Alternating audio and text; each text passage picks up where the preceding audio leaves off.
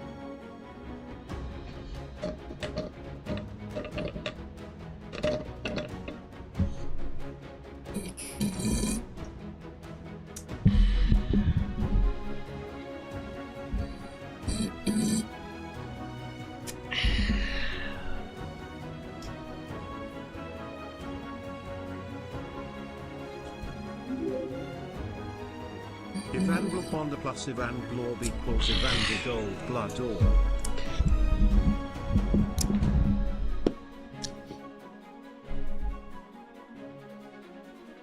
What the fuck do you mean by that? You mean to say that if I ponder an orb, it gets prestiged to a golden orb? Oh my god, I had no idea. This is a shock to me.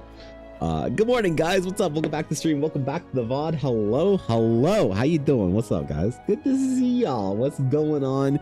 What's good? Thank you for the subs, Alf and Brooklyn. I appreciate it, guys. Thank you very much. I appreciate that. What's up, Jacob? Good morning, Steve. Good morning, Maggie. What's good, guys? Good to see you alls.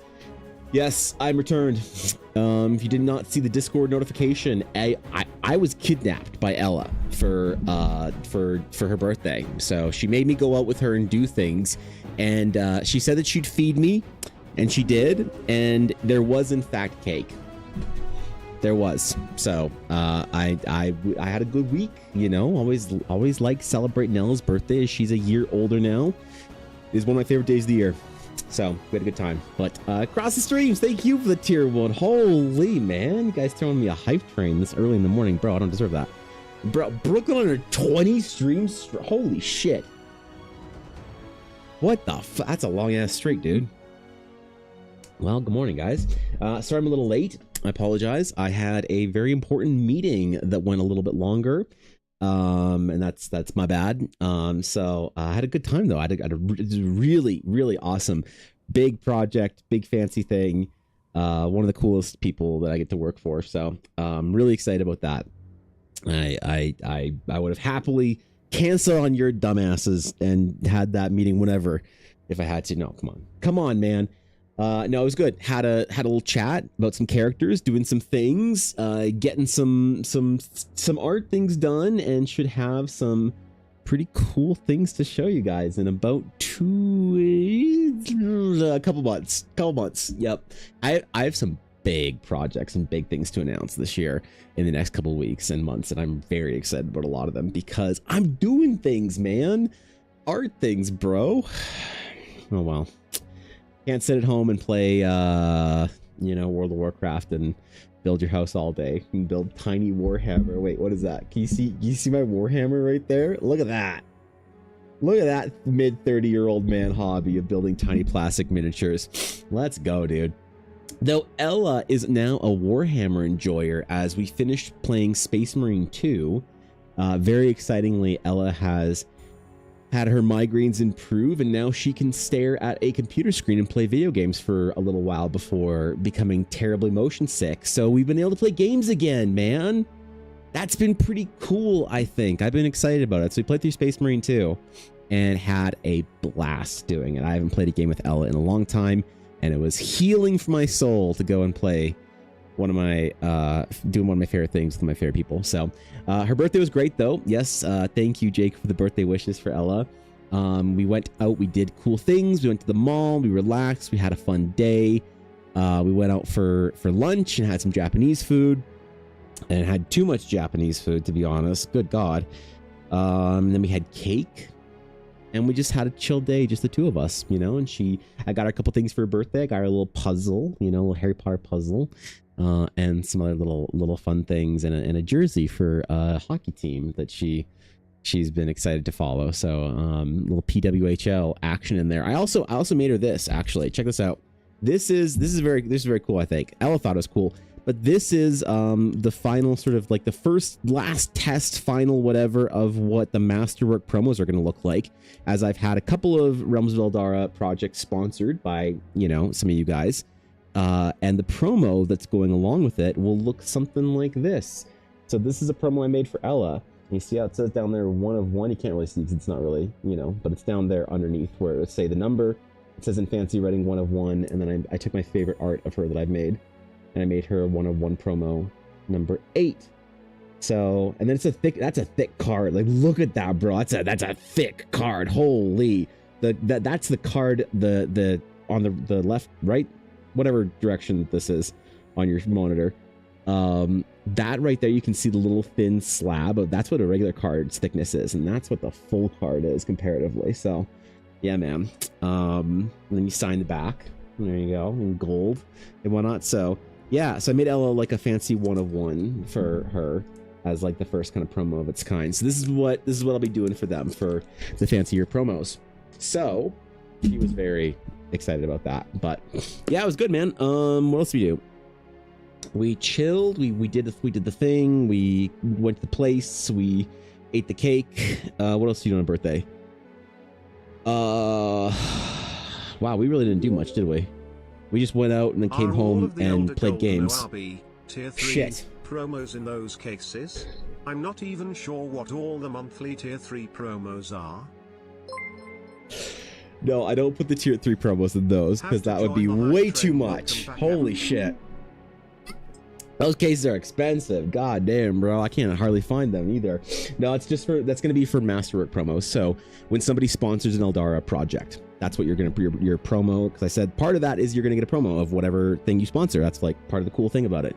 So that's what they're going to look like. So, Azalea, thank you for the bits. Appreciate it. God damn, bro.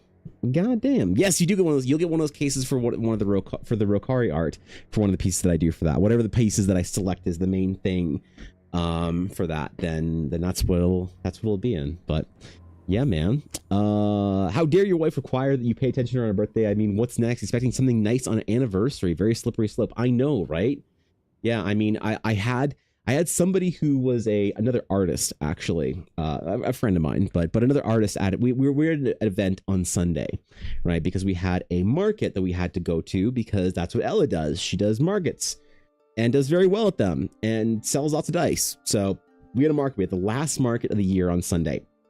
And this was done by one of Ella's friends in the city. So we drive into the city. She does markets for different holidays, and it was called the Ho Ho Ho Homo Holiday Event Market. I don't know personally what makes a market a gay market, but that market was pretty gay. Apparently, I don't know. It seemed pretty normal to me.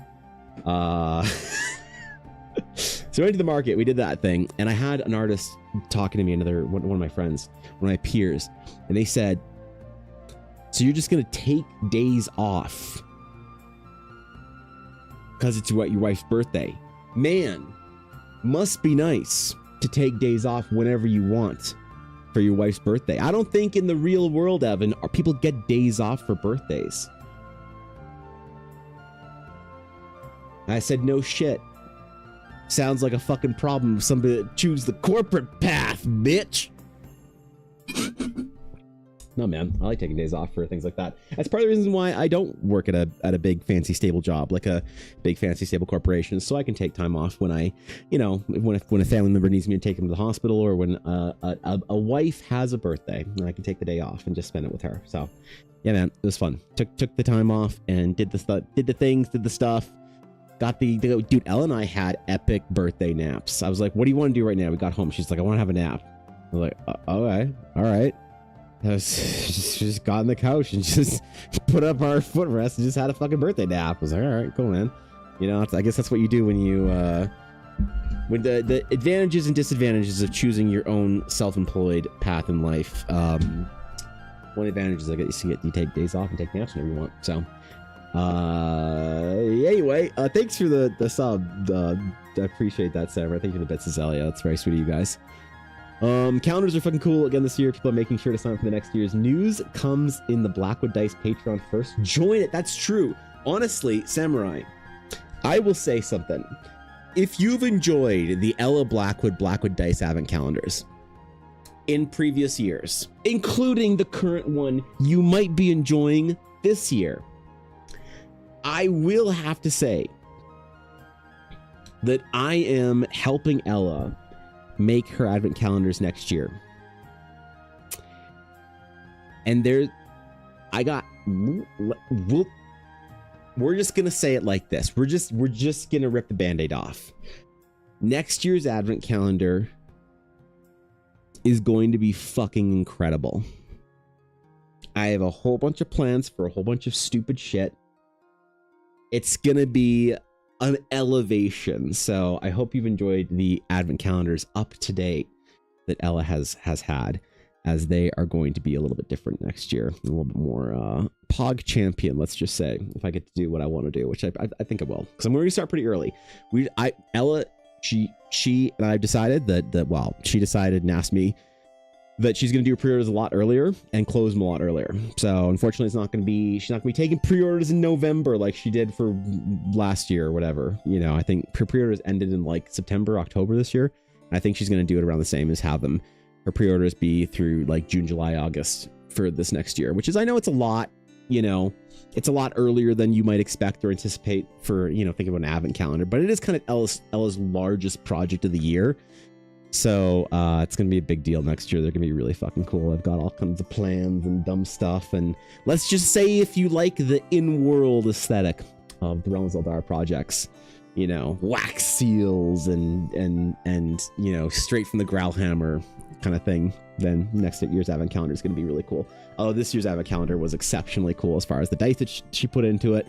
Same, packaging and stuff that she's done for previous years. People really liked it. So there's gonna be an elevation next year. It's gonna be really cool. So, but yes, the first place that she posts pre-orders and stuff is on her Patreon. Thank you, Samurai, for mentioning that. That's right.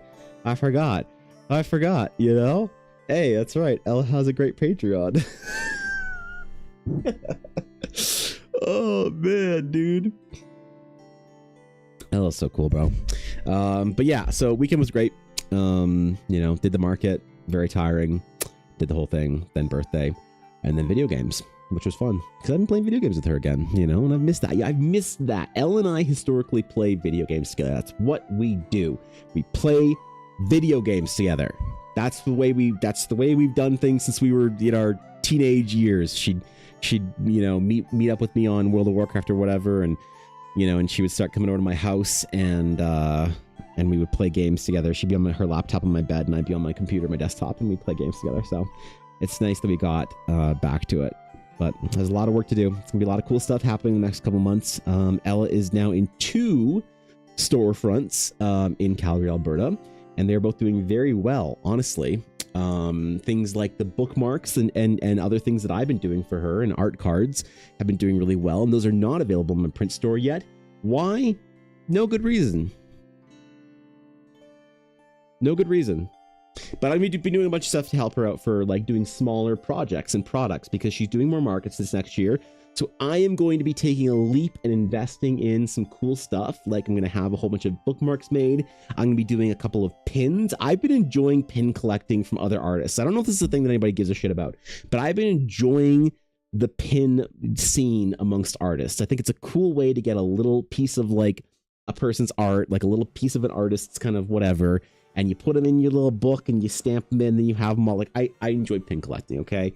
I went to Disney World when I was a little baby, bought my first pin there and said, this is sick. You know, BlizzCon did pins every single year and I loved it.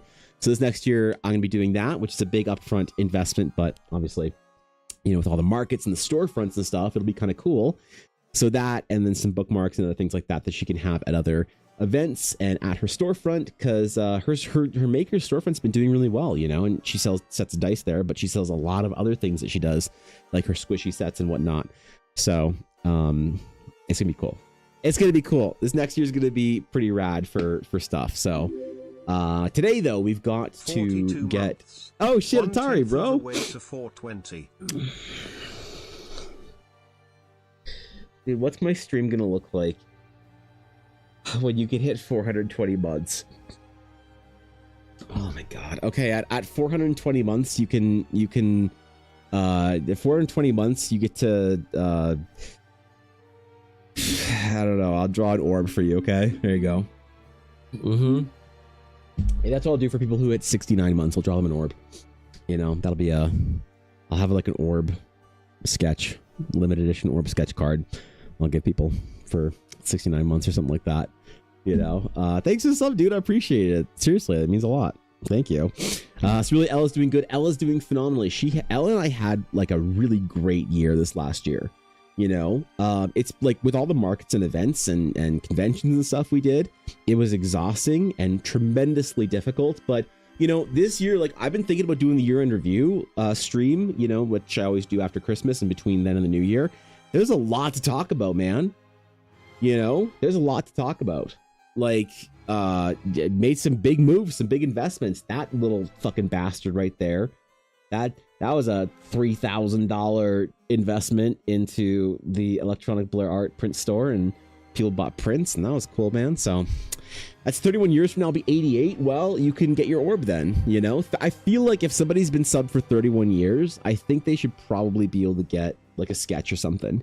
You know, I'd be down with that. If you are subbed for 31 years, I think that I can probably find time to do a sketch or something. So we'll see what happens when you know, when people start having those 31 or 420 month subs rolling around. So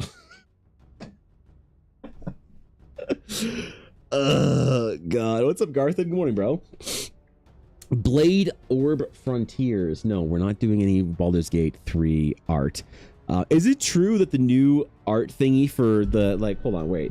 Is it true that the Game Awards, that there was like a piece of art thingy? Wait, where's me? Hold on.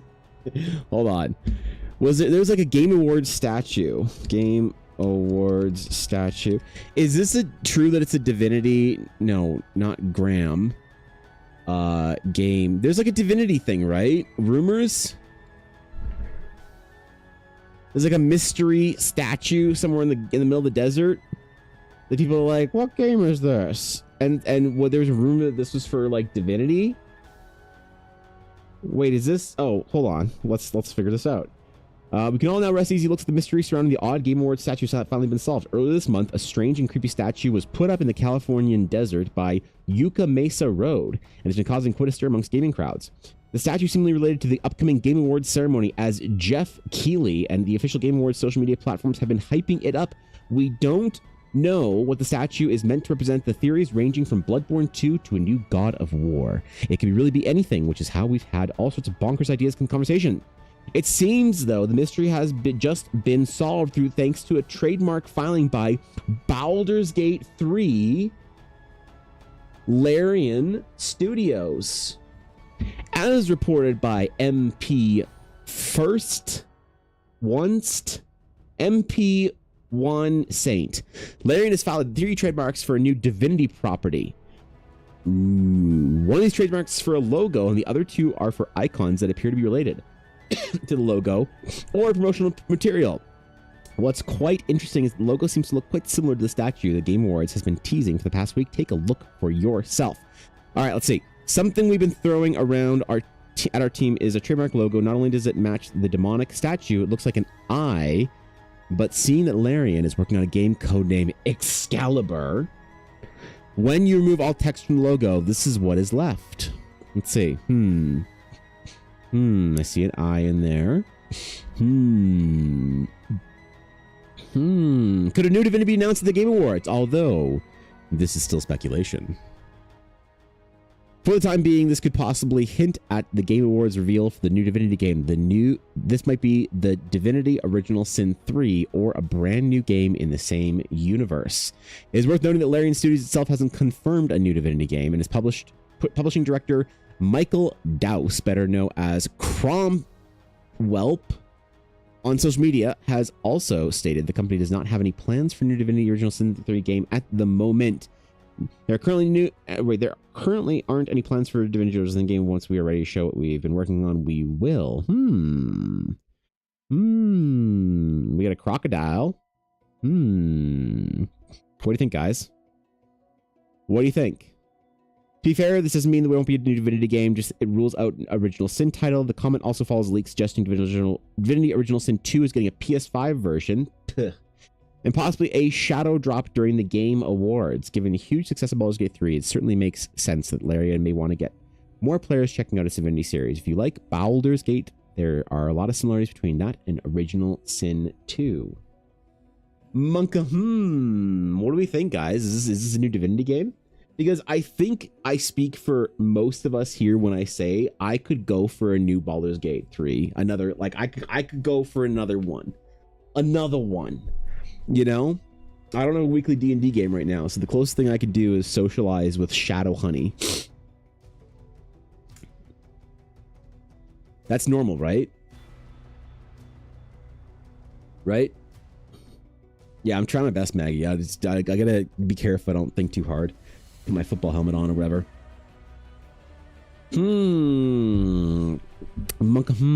Let's see, what do we got? We got a skull. There are skulls in Divinity, right? There are also skulls in D&D. And this lizard man demon looks quite angry. So too are D&D players right now. What if Larian Studios and WotC have mended the rift and we are going to get Baldur's Gate 4, Dark Alliances 2? Oh, this does look like steps up to a gate. A giant wooden fleshy gate. A bisected sphincter of demonic origins of sort. What do we got? Now it seems that through the infamous statue has now made its way to Los Angeles, as shared by Andy McNamara over on Twitter. Same thing. Tease for the desert is now in LA. It's now in law. Okay.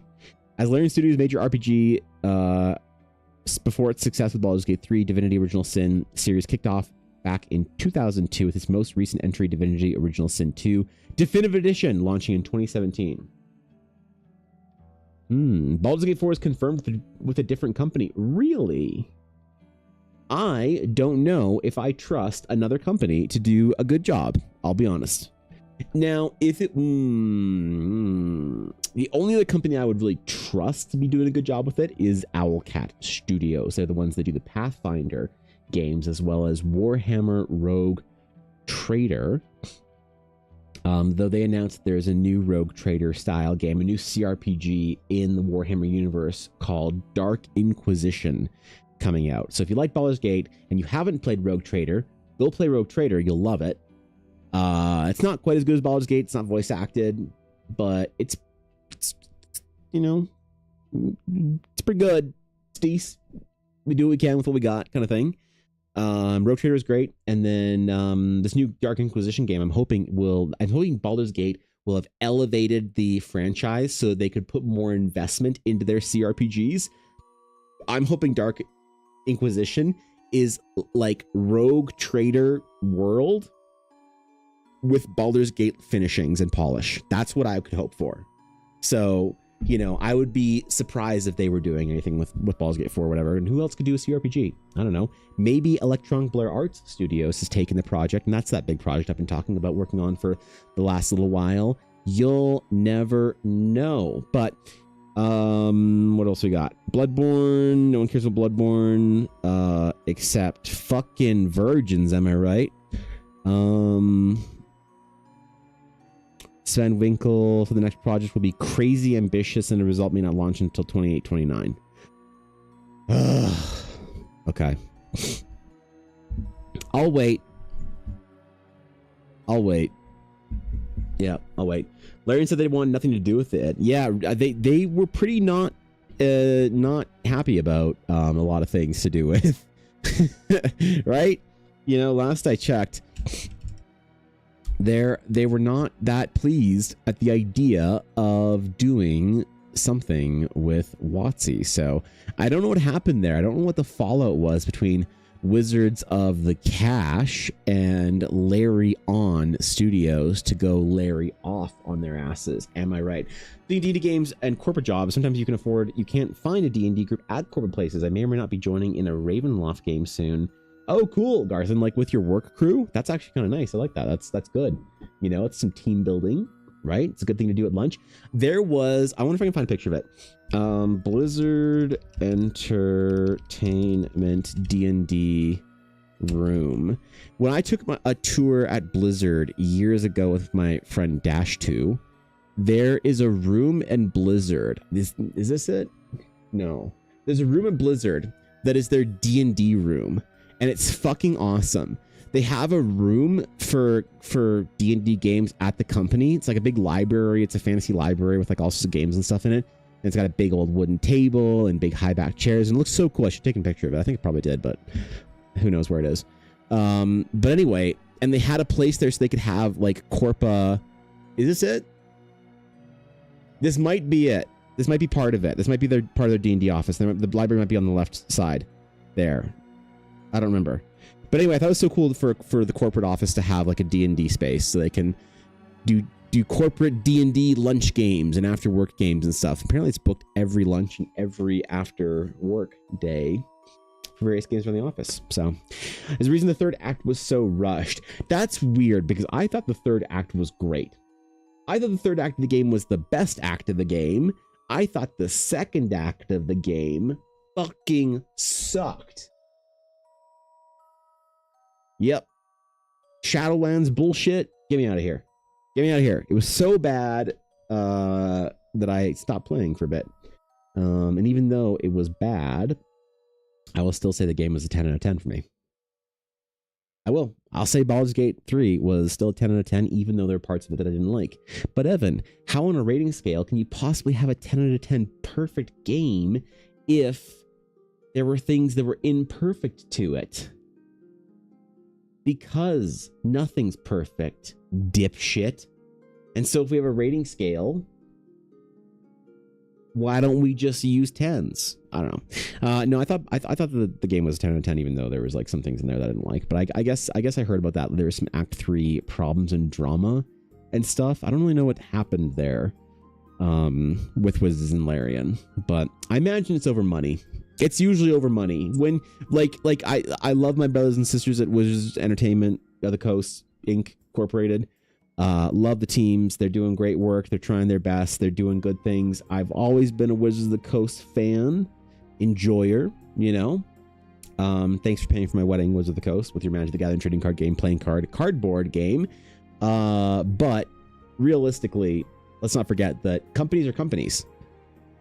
You know, publicly traded companies are publicly traded companies. So any company needs to make money and wants to make money. Even your precious Critical Role wants to make the monies. They want the money. They want that. Eat it up. They want to eat your monies. And that's not to say they don't produce things that are worthwhile. You know, I'm totally fine when a company wants my money if they're going to give me something in return that is of awesome value. I like spending my money on things I like, you know? It's like, I remember back in the day when games would come out and I'd want to spend my money on it. I'm like, you know what? I bought a game yesterday night. I bought the MechWarrior 5 Clans DLC, The Wolves of Tukiad DLC. Because I fucking love MechWarrior. I love Battletech. It's my niche game that I've always loved since I was young. It's the first game I played on a PC with my dad and my brother. It was MechWarrior 2 on our Windows 95. Not the first game because we played, obviously, DOS games and stuff like that. But the first real video game I ever played on the PC was MechWarrior 2. And I've loved MechWarrior ever since. And so every time there's a MechWarrior Battletech release, I will buy it day one, even if it's bad, because I want to support the franchise. So I liked giving them $26, my money, right? But a lot of times now, when you have, you know, something big or whatever come out, a game, you're like, oh God, do I really need to spend $80? Oh God, it's $80. Okay, I guess I'll give you guys $80. You're not excited about it. So I'm fine if a company wants to make money, you know, it's just give me some value in exchange for whatever monies I'm giving you. You know, and so that's, I think, a big problem with a lot of games and stuff now. So the issue, though, is in that when you have any company like Critical Role or whatever, they need to pay their staff, and they also want to make fucking paper, bro. But if they give you stuff that's of value, that's awesome. Wizards of the Coast is a bit different because it is a publicly traded company. So once you answer to shareholders, you now no longer get to decide what levels of money you get to make and off, or what levels of value you can return to people for the money they give you. You get told how much money to take from them, and you try your best to give them the most amount of value. So this is an issue with any publicly traded company that does creative arts, which is why I think that in the end, you cannot have a pure creative company be publicly traded. I think you have to own your own IP, even if it's smaller. You know, you take something like Larian. Larian loves money. And I love that they love money, because Sven did say himself that money is a fuel. And I agree with this entirely. He says money is fuel for projects, for doing other cool things. So I, just like Sven and Larian, want to make money as well, because it means I can do more cool things. You know, I think that at the end of the day, it's really when a company wants your money, what do they want to do with it? You know, do they want to buy yachts, or do they want to do cool shit? I want to be a billionaire. I do. I really want to be a billionaire, because it means that I can throw $500 million at an MMO. You know, it means that I can make the quadrilogy for the Eldara project that I want to at a high budget level. It means that I can make the graphic novel and do all the other things that I want to do, right? But I hope to be the kind of person that has a company that returns, like Larian does, that returns something fucking rad, you know? Whereas companies like, when you have a creative company that is publicly traded, you might want, as the creative people at the publicly traded company, to make cool shit. The problem is the people who get to set the standard for what kind of value you give back, for what kind of money you take in, those people just want to be billionaires for yachts. So they're going to say, my yacht's not as big as Bezos's yacht, and I need a bigger yacht, so we're going to charge you more and give you less, all right? And see if you tolerate it. That's the way a lot of publicly traded companies work. So I think that I'd probably say that between those two defining like ethoses of different like it's a paradigm, it's a phenotype of company, of creative company. I think that when you have a company that is like Larian, and I'm not saying that the people at WotC are bad or whatever, do anything wrong, their hands are tied, just like the people at Blizzard, you know, in some ways. So you take a company like Larian, where the people in charge are like, yes, we want to make lots of money so that we can do even cooler stuff, right? Then you have people at a publicly traded company that says, yes, we want money so we can get bigger yachts. And you try and collaborate on a project, it just doesn't work in some ways. So I'm not entirely surprised to see that partnership didn't work out. I guess because on a large scale, you know, you can work as a small creative with a big company like that on a small scale and it'd be awesome. But I think when you're working with big scale, big money, big franchise, big, you know, IP, that's probably what happened that went wrong there. But I don't know. I don't know anybody at WotC really. Actually, I do, but nobody that I could ask that kind of thing with inside baseball. There's a lot of people I know in the games industry that I know some inside ass baseball on some games, and the conspiracies are usually right. But I don't know. Valve is still a good company. Well, you know what? I said the same thing, Samurai, and Cobalt said, fuck Valve. I hate them. They're just greedy ass money grabbers. And I was like, why? And Cobalt never responded. So I'm not sure if there's some stuff that I'm not shitting on Cobalt. I'm just memeing. I don't know if there's some Valve stuff they've done recently, but I think Valve generally has a good, they have their mind in the right place where they seem to me, and I could be wrong if I'm missing something here, please inform me because I'm not that much up to date on a lot of video game news, but it seems like Valve's another company like that seems to offer a lot of value for what they give you. And that's good, you know? I was excited to go spend my money at the card store and buy Magic the Gathering trading card playing cards for Wizards of the Coast 1993 Richard Garfield games. I was excited to buy those cards. And I was excited to buy Dark Horse comics. And I was excited to buy Wizards of the Coast Star Wars minis. And I loved doing that. And I loved spending my money on cool stuff like that. I thought I was getting something really cool. That's why for my own trading cards, you know, I was talking with a friend actually, an old buddy of mine. I mentioned my friend that works up north in the fucking Arctic Circle. He's back in town. My good buddy Earl. And he came to the event on Sunday and we actually talked about trading cards for a while. And I told him that like my trading cards for because he's a big trading card guy. Him and I, that's how we bonded, is when I was at the store. So I could tell him about my trading card project and he really got it. And I was like, I want every single pack to be something cool. And he's like, but how do you scale up? And I was like, I fucking don't. And he's like, you're limiting the amount of trading cards you make so that they always have cool value when you open every pack. I said, fuck yeah. He thought that was really cool. So it was nice to get his approval from that on the project because, you know, he would call me out if I was being a greed monster. And he thought that I was being really cool. So that I mean, obviously that's the intent, but it was nice to be recognized. How many Eldara cards am I going to need to fund my wedding? I got plenty of time to collect them as I didn't find a person to wed yet either.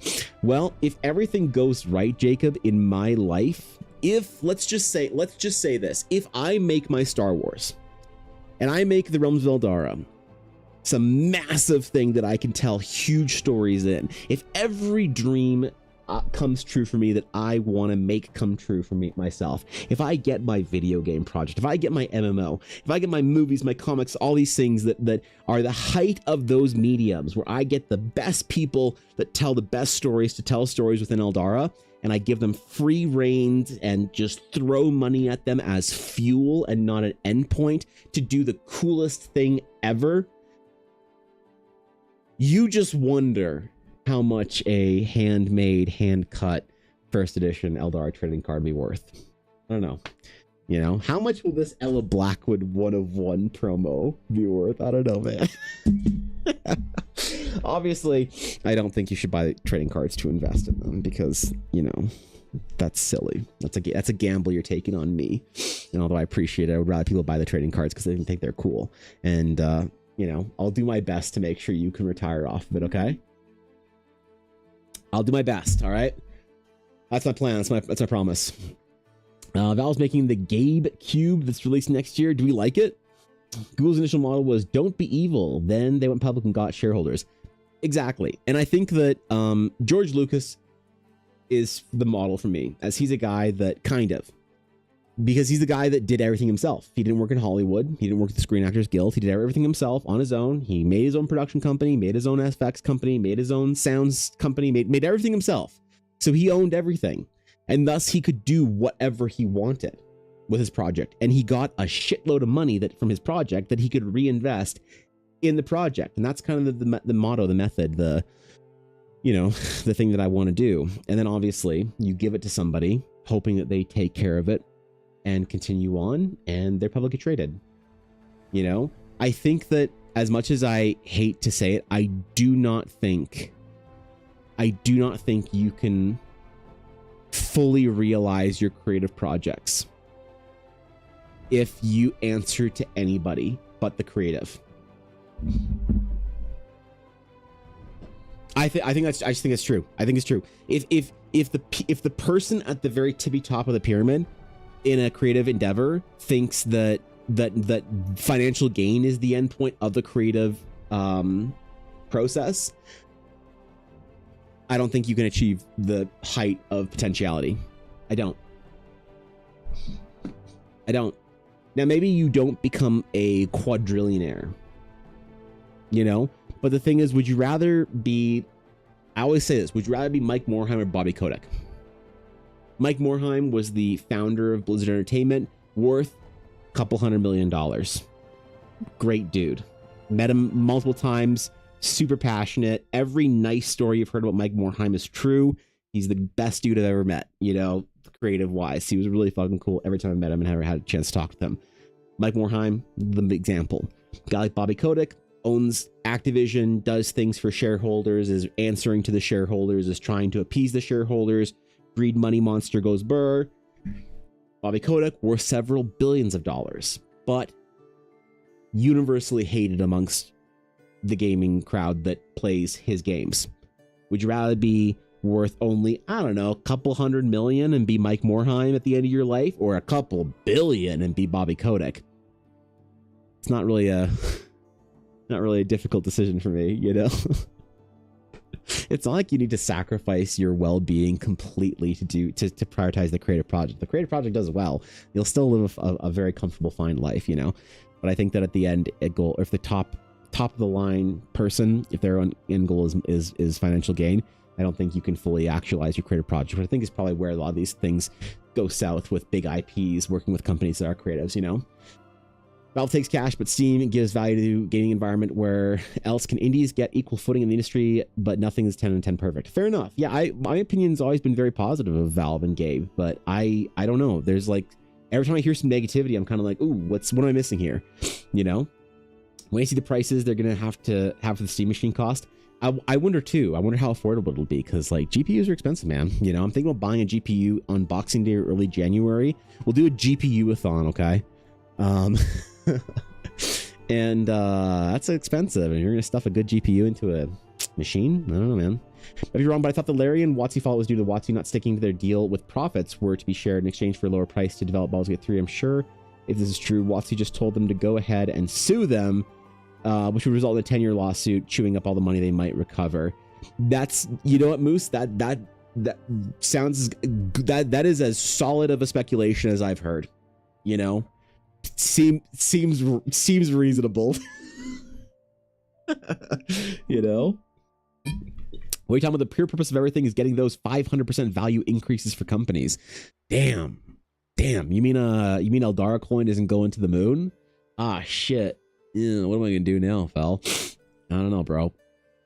I mean, like, I've seen this happen in the industries far too many times to know that like here, you know what the ultimate question is for, like, Blizzard, for instance. They needed to sell their company to save it, but they also made World of Warcraft. Now, people who shit on World of Warcraft because, oh, I don't like this or that or whatever, I'm not talking about the World of Warcraft you quit. I'm talking about the World of Warcraft you joined.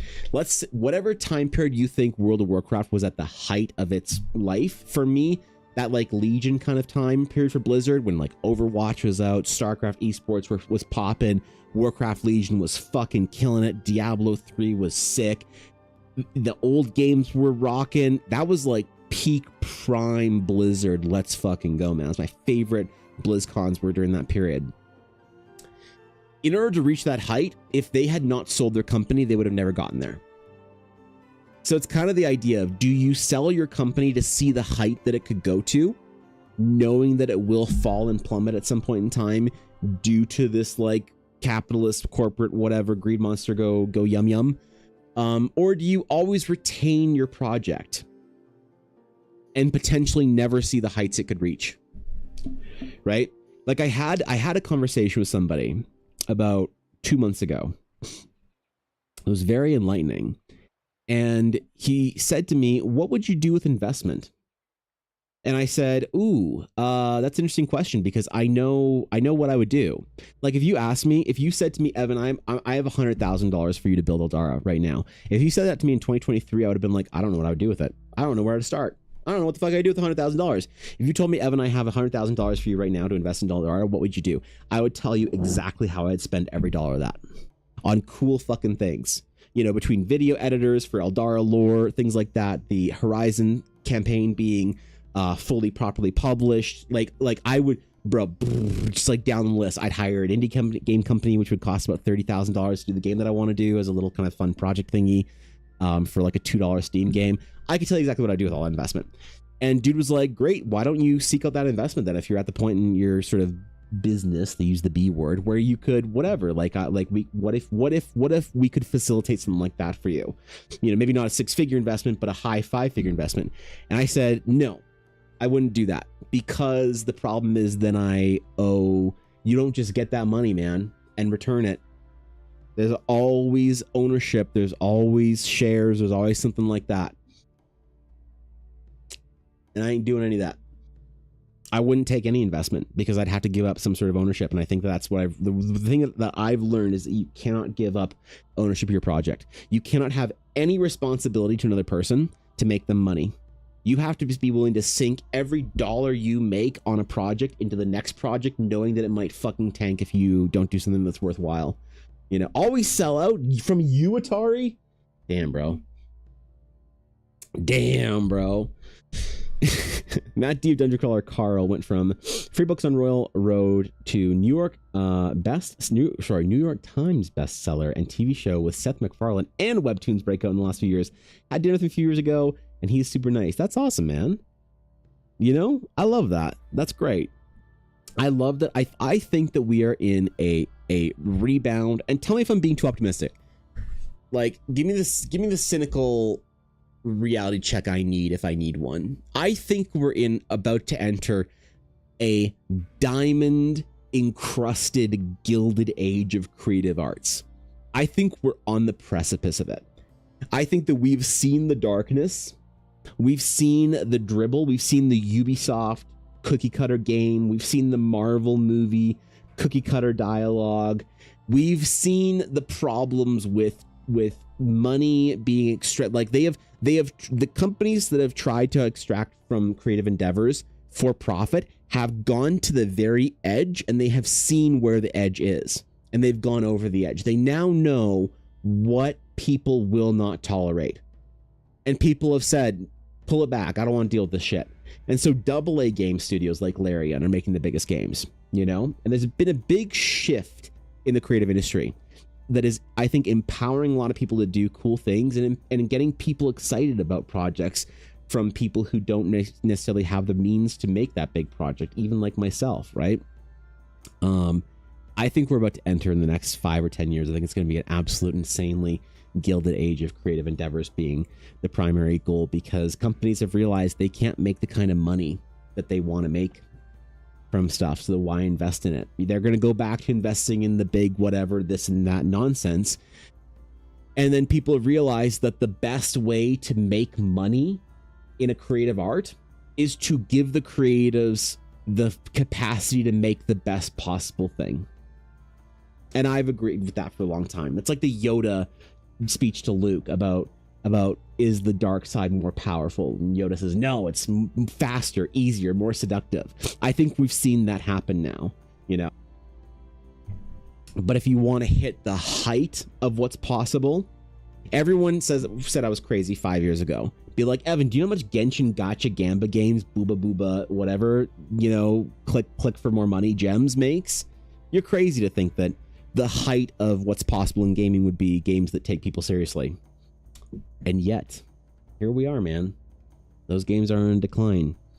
The mindset has shifted, and people are excited about creative projects. So I'm optimistic, man. You know, I'm very optimistic. Speaking of AAA, did you see the Nightmare Fuel of Assassin's Creed Attack on Titan crossover? I did not. What the fuck? Attack on Titan Assassin's Creed crossover, you say? Well, that ruined my day. Never mind. The industry deserves to die. We should just take it out to the back and fucking shoot it. Oh my god. No, are you kidding? Ugh.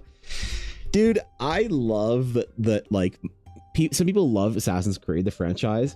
Like, I want to love later Assassin's Creed games the way that, like, Thorkin did, you know?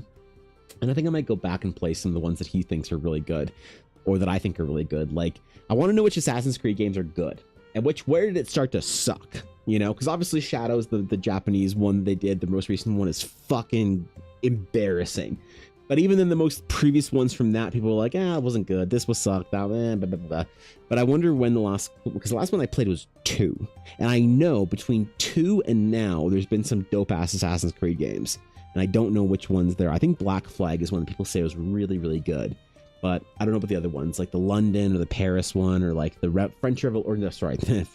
American Revolution game.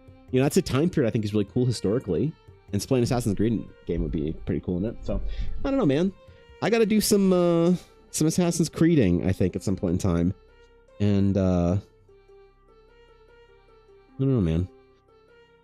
See how I feel about the game. Okay, we got to make some changes on our boy here real quick. I realized there's a couple things that didn't look right when I was drawing him, and a couple things that I need to... Ooh, is this too dark? Too dark. This is too dark. How could I? And then we're gonna get our boy Cadigan done, and we're gonna print some cards and stuff, because you know what we should do? We should start printing right now, because oh shoot, yo, Pocket Cleric, thank you for the 2 months, dude. I appreciate that. Hey, yo, congratulations on your new book of what's going on. Appreciate that. Thanks for the sub. Goddamn, dude. Yo, Barry, what's up, dude? Good morning. Hello. How you doing? Yeah, that's right. We need to start printing because we have all the paper. I found it faster than expected. It's in Oh no. 7. Also, Haplophidia lugans. Oh boy. Okay, I'll have to check out that later. Thanks for sending that to me, Aduria. Oh god. We'll see what this nonsense is. Assassin's Creed. Attack on Titan. Okay. We'll look at that at the break, probably. Why would they do that anyway? Ugh. How you doing? I'm swell, my friend. Today is a fantastic day. We got cool projects to draw, and trading cards to make. So I'm having a good one, yo. It's a good day. We're back at it. Back at it. So yeah, we should start printing because I have my paper. I did the paper order and it arrived. You guys want to see what half a grand in paper looks like? Here, check this shit. Okay.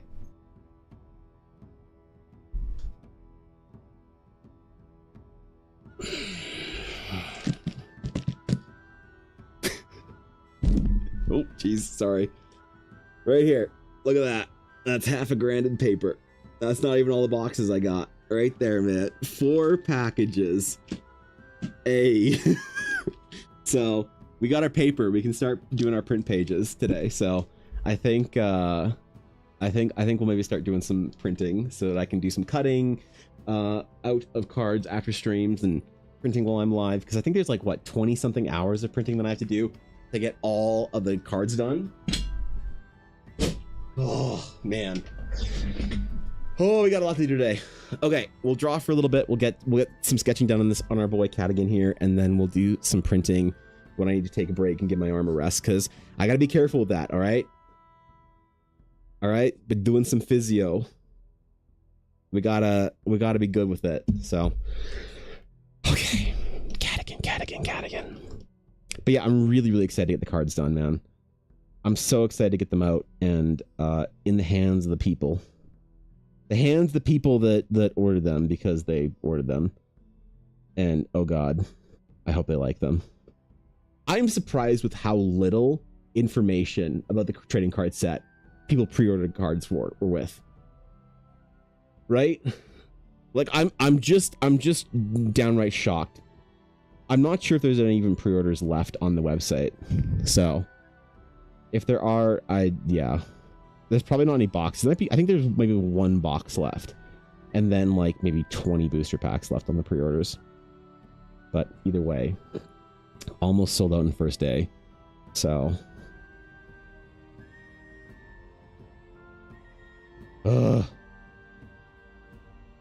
lots of cool projects, lots of exciting things, but man, the pressure. I feel the pressure. I got to do all the sketch cards. I've done 25 of the 30 so far. There's so much to do, man. The bad thing, Cadigan is giving me glam rocker vibes. I feel like the guy would have fit right into Twisted Sister. You think?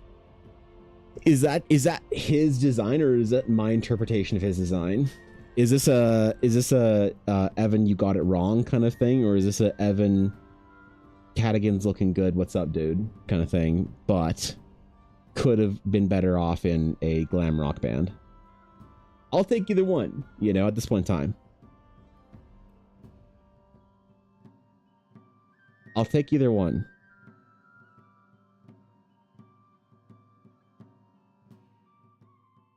All right. That's more in line with... I realized there's something wrong with, like... I didn't really like what was going on with his stash. And I needed to look away from it and not look at it for a couple of days. And I opened it this morning and I was like, that's the problem. It's the wrong shape. Oh, I'm not recording. Why am I not recording? I'm the worst artist I know. And I know... Oops, not going to be talking today. Okay. There you go.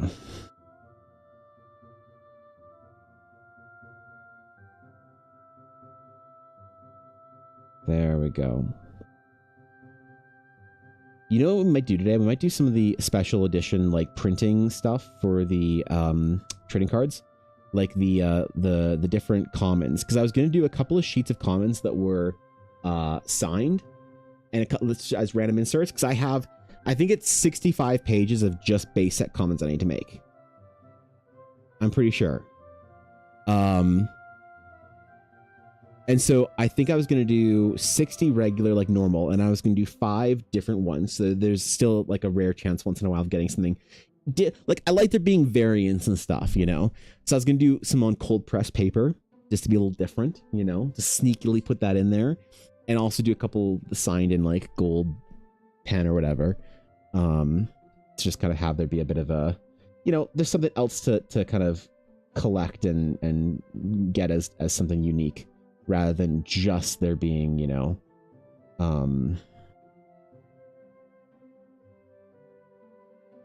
well, the rare slot. The rare slot's real good, but someone's ordered full sheets, just saying, yeah, that's true, man. So that's 65 sheets, not including the 10. I'm only doing 10 full print sheets. 9 people ordered them. So there's still a bunch left up on the store, but I think I only like 4 or 5 people ordered full sheets, but I'm still committing to doing them as a series of 10. So I'm going to number them even, you know? But that'll be one of the cooler, like weirder kind of like collector things for the... Tries Dark by 7 of them. Jesus Christ, man. Dark is going to be a majority shareholder in a lot of the first edition. Let's just face it, man. I mean, I think he will probably own about as, if not a little bit more than, well, yeah, I know, because he got, you know, shit, never mind, he got a lot of boxes. Okay, it's probably not even close. I hope he isn't regretting his, hilarious, purchase of Eldara trading card game card. Why the fuck does he need so many boxes? Anyway, so yeah, I want 3 other things, not just in the rare slot. Like the maps are also going to be, rather than just regular maps, there's also going to be a chance to get a full, I'm going to do a full map that's like the full print sheet is going to be one big map that I'm going to cut into individual cards. So there'll be a full Shattered Sea map. So I suppose somebody's going to get a Gorncrest Citadel, aren't they? Card. You know, one person out there is going to get a full Gorncrest Citadel, which is otherwise known to some of the newer Dragon's Claim members as Croissant Island. We'll see if that's the rare chase card from the map. We'll see if that's what the people want. If that's what they decide is the card that is the most chased from that. But I actually also started experimenting with a card game. I've been thinking about how to do a card game for a long time, for about a decade. Well, no, actually, since I was in high school. So for about 2 decades almost, I've been thinking about how to do a card game. And I think I finally figured it out. And I think it'd be really cool to have like a single deck kind of like thing, card game, whatever, at some point in time next year. And I could do like testing at conventions and whatnot. Like old Magic the Gathering cards did convention sort of like play testing. And just think about it. People finished the game and threw out their beta deck box of cards in the garbage. Think of all the millions of dollars of cards that just went into the bin without people knowing. Because who would have thought, you know? Who would have thought Magic the Gathering trading card game playing cards would be so valuable in the future? And now with a lot of the games, there's like a huge like market of scalping and whatever. It's just all gambling. It's just gambling, man, with a lot of trading card games. And it's really depressing. So I don't really interact with a lot of the new trading card games because it's very different from how it used to be when I was working at a game store all those many years ago. So, you know. Those ordered full sheets. Had the wrong face in mind. He reminds me of David Bowie. I'm not familiar with the Twisted Sister homeboy, so I don't know who. I don't know. Bowie, sure. I couldn't visualize the first guy. Look, I'm not very well educated in that era of music. Okay, I'm a little too young for it. All right. Yeah, come on, man. I'm too much of a zoomer. Yep. As I play World of Warcraft, Warhammer, and Age of Empires. It's like the millennial nerd version of like craft cocktails and fine beard care or whatever. Whatever dudes in their 30s get into that aren't fun. Imagine not playing video games. Holy dude. Alright, that is better. That is more on point. What is this shirt here made of? I think it's probably just cotton or linen or something. Do some like... Take some liberties on it. Do some extra little texture things. I don't know how artists feel about this. When they do a design, I don't know how artists feel about people doing like slightly different things for the fan art pieces, like redesigns. It's not like anyone really does like serious fan art of Eldara stuff, so I did a couple pieces, like just a 1 or 2 little projects people have done. Nothing like as big like full character design, redesign, whatever art pieces. I don't know how I'll feel when it happens the first time. It'll be weird the very first time I ever see like substantial fan art from somebody I don't know. And it'll be very weird the first time I see a cosplay of Eldara. Like of anybody from Eldara, any characters or whatever. If it ever happens. I'm also kind of assuming when I say that Eldara will be something worthy of that kind of like, you know, time from creatives. But I kind of have to like believe it is or will be. Otherwise, you know, if you don't believe in the potential, the full potential of something from the beginning of the project's inception, then, you know, you might limit it a little bit. And I'm trying not to do that. I'm trying to always be the one person that sort of like fully gung-ho believes in the project no matter what. If I don't believe in it, how is anyone else going to believe in it, right? Isn't that the old saying, as they say? One day we'll have our Realms of Eldara video game, and it'll be dope. I want to make an MMO. I don't know why. I want to make a CRPG, and I want to make an MMO. I know those are 2 very different games. I know people don't really play MMOs anymore, but I still want to make an MMO. I don't know why. I just have this like affinity, this like love of MMOs, right? Not as handsome, as tall as the dudes you draw, though. Well, neither am I, but here we are, still drawing them. Gremlin is here to steal your cheese. Yo, what's up, Floof? Bro, hey, yo, thank you for the Prime. I appreciate that. Thanks for the 19 months, dude. I'm always honored to be your Prime option. What's up, Floof? Well, that's good. Hope your winter season is off to a good start.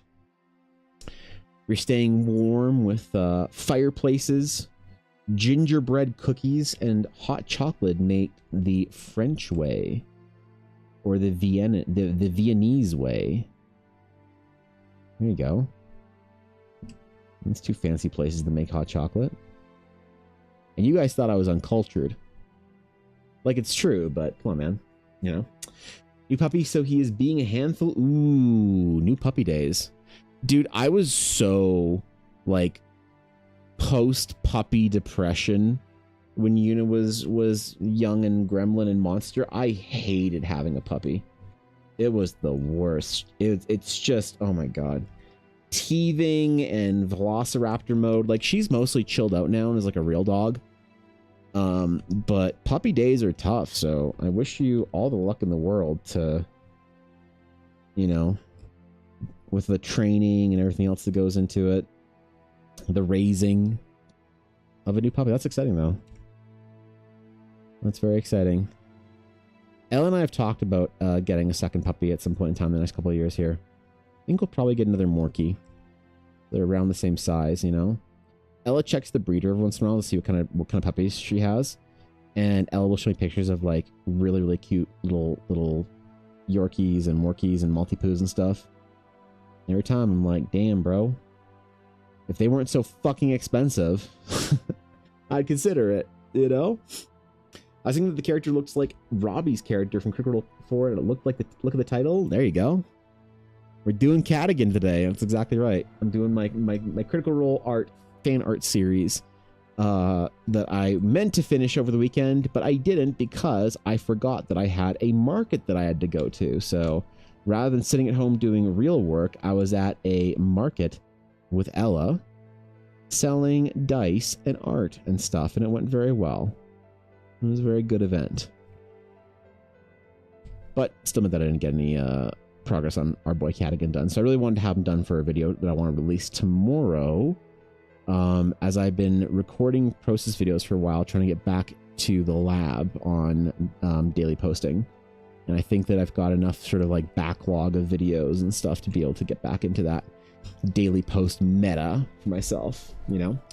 I draw Wolfric? Probably not. I mean, like, the companions are like I've drawn Valus, Azune, and Tyranny, and I've just done portraits for them.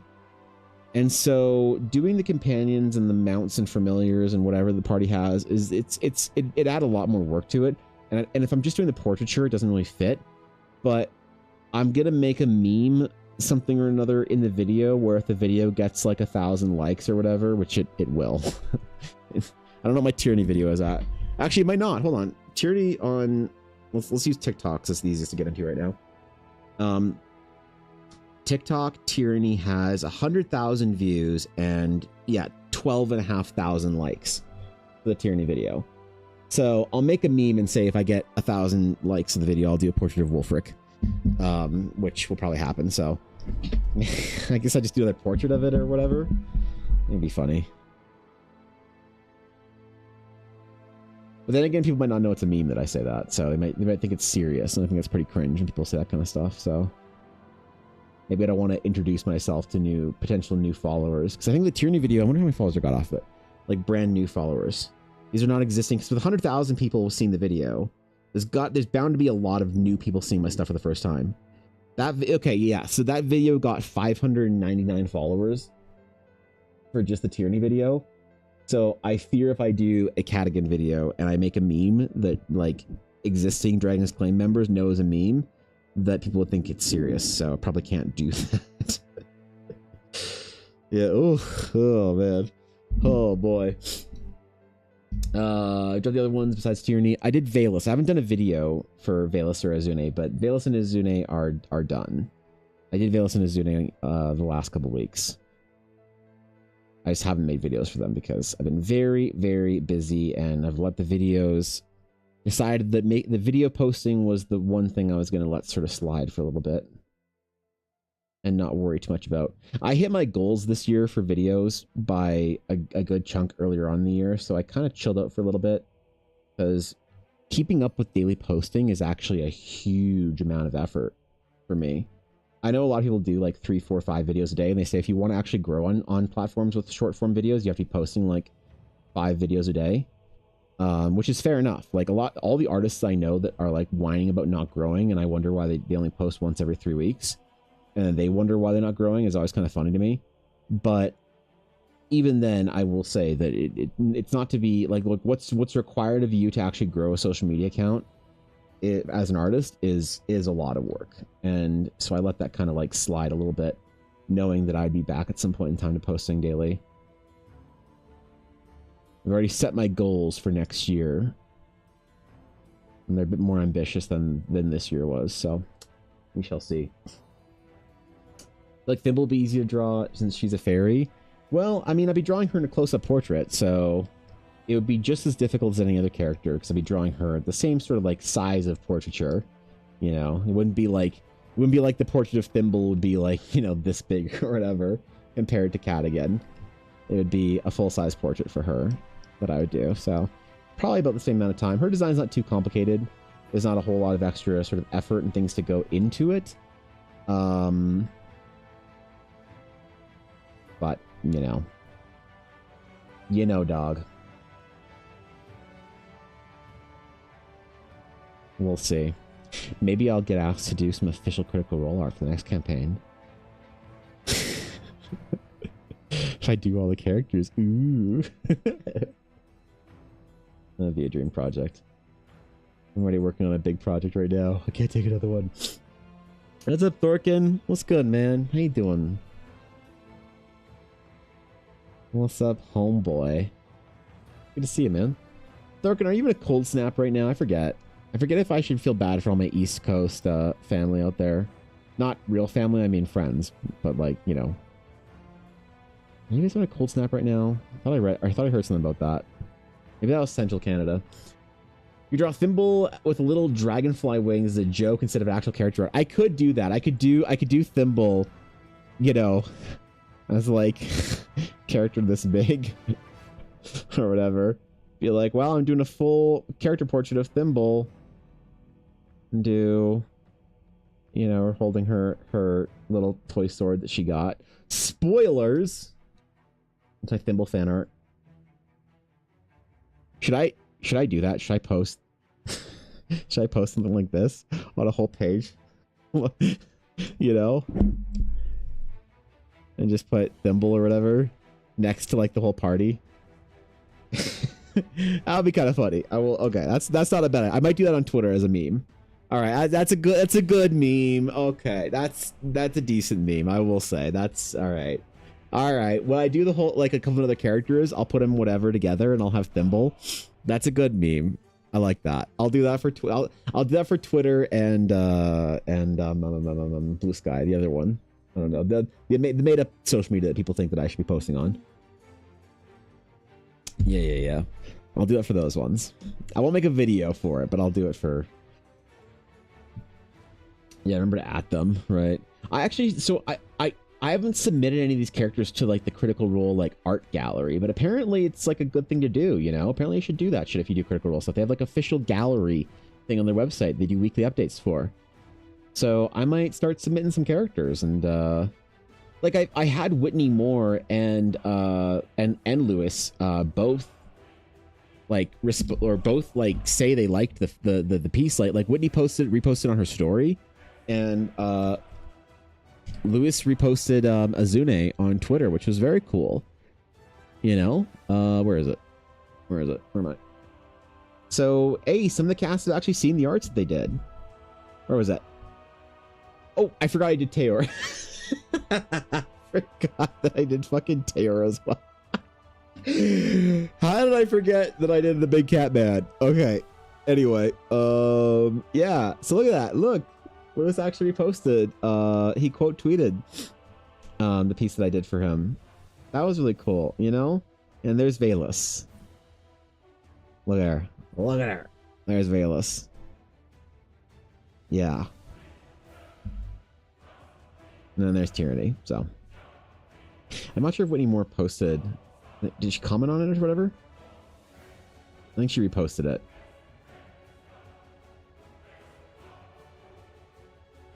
I don't remember. Whatever. It doesn't matter. Who cares? Oh, the meta. I forgot. Derek posted the meta, and I was monologuing. The Hore Puff Leg. Shit. I'm sorry, Duria.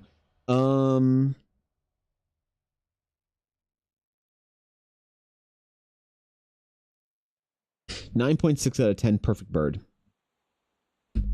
Yeah, 9.6. Taylor jump scare. 9 out of 10 angry bird. Yeah, it's a pretty good one, isn't it? That's a high it's a high rating, I know, but I think it's a pretty good bird. That's a pretty good bird, man. I think it's funny that Travis is playing a lion folk, which is a cat that he's allergic to cats. I didn't know that. That's actually kind of funny.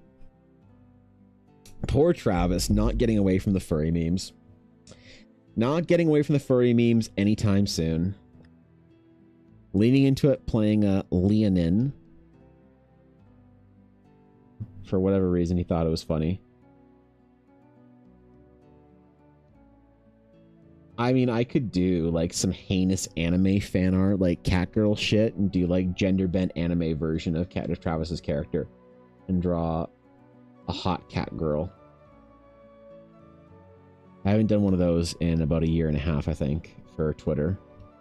The meme has been dyed. It has been dyed. I dyed it myself. So I can revisit it, you know. Should Lion Folk in Eldara? Definitely not safe for work. Lion Folk in Eldara. There is... I will not say that there is no amount of money that could make me put Lion Folk in Eldara. Because I think everyone has their price. But what I will say is I don't think anyone who'd want to see Lion Folk in Eldara could afford the price. So, over my dead body. Fucking, could you imagine? Holy. Here's my spelling. My bad at not setting up a good joke. Oh, loin. Oh.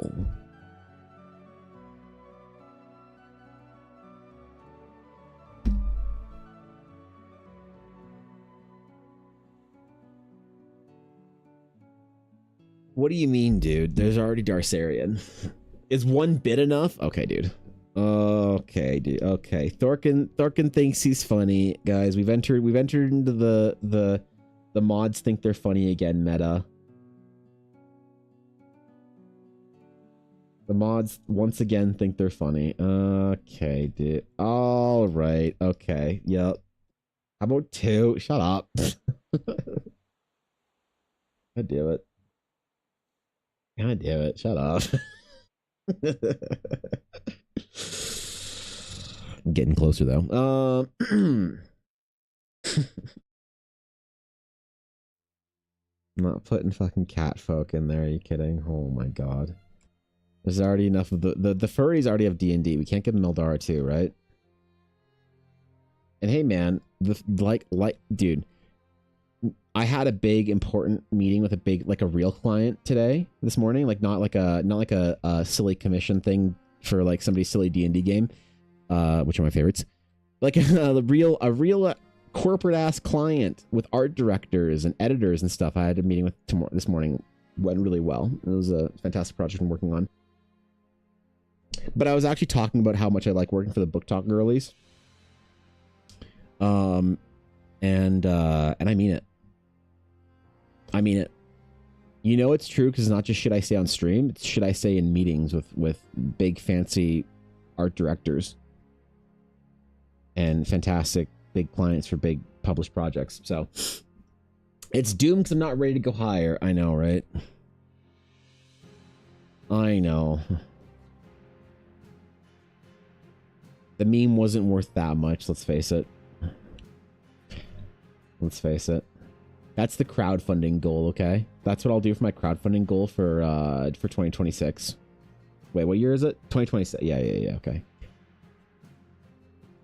I got freaked out what year it was because I saw this Star Wars news for 2027. And I was like, wait, is it 2026? Have I been signing my work wrong this entire time? The internet got me, man. They skamazed me. I got, all right? I got by them. I thought it was potentially a year later than it was. I'm like, am I 37? Wait, am I about to retire? What year is it? How old am I? Do I have a 17-year-old going to university soon? I don't know. I've been in a coma for the last 32 years. I'm actually a 64-year-old billionaire living on his island, currently having a slow drip drug, imagining a long-time dream of actually doing something other than the corporate office job that I made my billions on before embezzling it all in an offshore company and having to flee to the Caymans, which is a great path in life, by the way. If you're ever considering going into finance, I think that's cool. You know.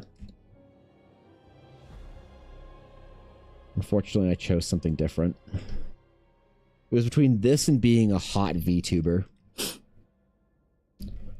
Couldn't make up my mind, so I said both. All right, cats. What do we got here? How's our shirt working here? How's our shirt working here? I gotta do some stretches. All right. I gotta like ensure that I am properly and adequately doing my physio exercises. So when I show up to physio today for my afternoon appointment, I'm not yelled at for being too stiff. I got this like electric pulse thingy, these like electrocution shock your ass pads for my muscles. They actually work. They're helpful. If you're having forearm pain, wrist and or finger pain as an artist, I recommend it. Does work. Heat, compression, and electrocution of your specific muscles. And of course, stretches in the middle of doing stuff. I've also been playing video games recently, so I feel like I only have a budget of time at like holding a mouse or a pen. And I feel like I've spent a little bit of it playing video games recently. So I don't regret it, by the way. I don't regret any of the games I played recently because, well, it's like good for me for one, and also I've been spending more time with Ella that way, rather than both of us just working in separate corners of the house. You know, having a conversation over dinner and then going back to our lives. So I'm enjoying playing games with her, but it means that I have been putting a little more strain on my. It's so funny because my physio, he's this like big fancy guy that deals with like Canadian Olympic athletes and stuff. He's like a really big deal, apparently. I don't know how I got into it with him, but he also used to play fucking League of Legends a lot and stream too, which is funny when he was in like physio med school shit, whatever. Which is really funny. He's a really cool dude. I like him a lot, but he gets it when I tell him that I'm having like wrist pains from like holding mouse and stuff. He gets it. Occupational injury. He also doesn't tell me to stop playing games and shit, which is funny. You know, you go to a doctor or a physio or whatever, and they're like, oh, you got to take your gaming time down. You can't sit around holding a mouse all day. And you're like, I'm definitely going to continue playing games at a unhealthy rate. You know? So he's cool. He understands it, you know? He understands the necessity, the need, the vibe. All right. We're stretched. Work for a little bit longer on Cadigan, and then you know what I'll do? You know what I'll do? I will, I think, start printing some of our alternates for the Realms of Eldara trading card game pages. And then I might be able to actually send the pages out earlier. I might be able to mail those out. I mean, I probably could. And why not? I might mail the pages out. I know there was a Canada Post issue. I had a couple of things bounce back and ping back to me in the last little while. But that's okay, because, you know, it's only the holidays. But I think I will be able to send out the large print pages pretty quick here. And we'll print those today as well. The first editions. Label them up and get them all good.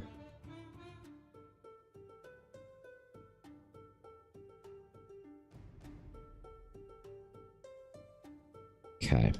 Let's get Cadigan's hair fill thingy done. That's always a good place to start, I find.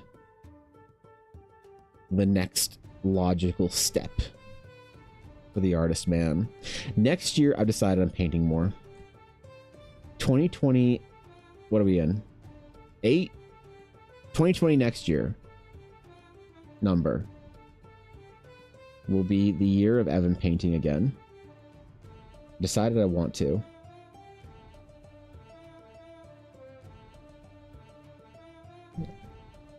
So I think I might go buy some actual oil paints and stuff, in addition to doing more digital painting.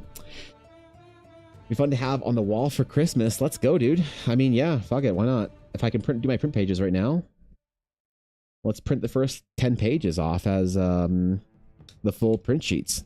And that's kind of cool because it's like a first edition of the first edition as full sheets. I have a couple of beta sheets that I have up there that I'm not sending out any beta sheets to anybody. I'm going to add some beta cards to, so there'll be a couple different like versions of, I think, so in the boosters, there'll be, when it comes to the rares, the rare slot, the rare slot can obviously have like rares. You can obviously have epics, legendaries, and those are to 20 or 25 or something like that. Epics are to 5, I think. Legendaries are to 3, and then it has artifacts. I'm not late, you're just early. Damn How's it. the art going, man? To 1. It's going swell, Cobalt. I'm having a great week. Had a nice relaxing birthday chill couple days with Ella, and so now we're back the fuck at it, bro. Thanks for the resub, man. Thanks for the 68 months. I appreciate it, Cobalt. How you doing, bro? How you doing? How the moves and shakes been in your life? Hold up. Okay, the rare slot can also have sketch cards.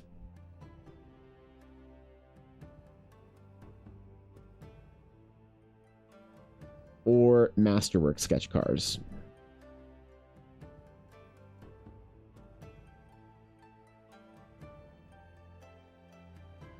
And those will be to 25, I think, or 30 or something like that, and those will be to 5. So those will be all whatever. So that's fine. So the rare slot's fun, you know, because that's where you get one rare, and then you get 5 base commons, and then 1 map, right? The map slot is gonna have either 1 maps, it's gonna have the full maps,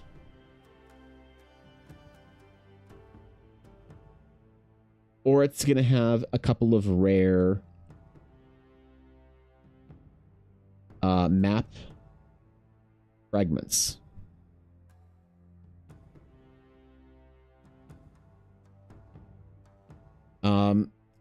In the base slot, though, it's like, okay, so there's base cards, right? Like, that's cool, but it's just the same whatever. But I want to make it a little bit different. So obviously you can get the base commons, so you can get the base cards. But there's gonna be a couple of different variations. You can get the cold press ones I decided. I'm gonna make a couple sheets of cold press, and they're gonna have a lot of texture on them, right? And then there's also gonna be the signed ones, and they'll have a big fancy gold signature across them. And then I also kind of want to put in some beta. I'm going to do 1 sheet of beta cards, and they look like this. They've just got the beta stamp on them like that. That's how I'm marking the alpha and the beta. I won't have any alpha cards available because that's super early, whatever, like super testing problems. But the beta is basically good to go. I have a couple of beta sheets there, so I'll cut one up and add it into the pool of like, because I need in total for base, I need total 65, I think, pages. So I think I might do like 2 pages of cold press, one, or maybe I'll do 1 or 2. Maybe I'll do like 1. Fuck it. 1 page of signed, and then I'll do like 1 page of beta. Maybe I'll do 2 actually, so I can do 60 normal. Like standard. So we could do the first 10 pages. Don't include this, so there's actually going to be plus 10 for the full print pages that I'm like the uncut pages. So 75 pages total. We might do the first 10 as these ones, and they'll each be numbered. And we could do those today, maybe during stream, as well as maybe the cold press, and then maybe I do the signed ones. It'd be kind of funny if I signed them on stream, so that when you got your card, you could see it, like there's a clip or whatever of the actual card being signed. I think that'd be kind of funny. You know? I think it'd be funny. Look, I know people don't give a shit about this. I know people don't care about the dumb trading card meta. Oh, wait. It almost sold out. Just finished interviewing someone, which is why I'm late. They wouldn't let me have Twitch on while talking to someone. You couldn't have Twitch on simultaneously while talking to someone during an interview? What the fuck? Haven't got the limited prints framed yet. The local framer retired and closed their store. Oh no. And a good alternative, but they're fully booked through the end of the year. You know what? That is... Dude. When you go to real framers, that is the truest shit that I've heard. Real framers have like a backlog. Like you have to get, it's not like you just go to the framer and you're like, hey, frame my shit. It's you have to get into the framer. Like that's a whole, dude, I'm honored that you're getting the full thing properly and decisively and whateverly framed. Like, holy shit, man. Dude, I'm honored, man. Just finished. Are you planning on having a huge 12x12 maps to be made from your art cards? 12x12 maps? They'll be more like 25 or 13x19 maps because there'll be 25 cards that it'll fit into the frame of 25 cards. So it'll be a lot bigger, and it'll be impossible to collect the whole map, basically. Virtually impossible to collect a whole map, but there'll be cool little fragments. Unless someone buys the entirety of the second edition when it comes up. So not 144 cards. I mean... Oh, you mean 12 feet by 12 feet.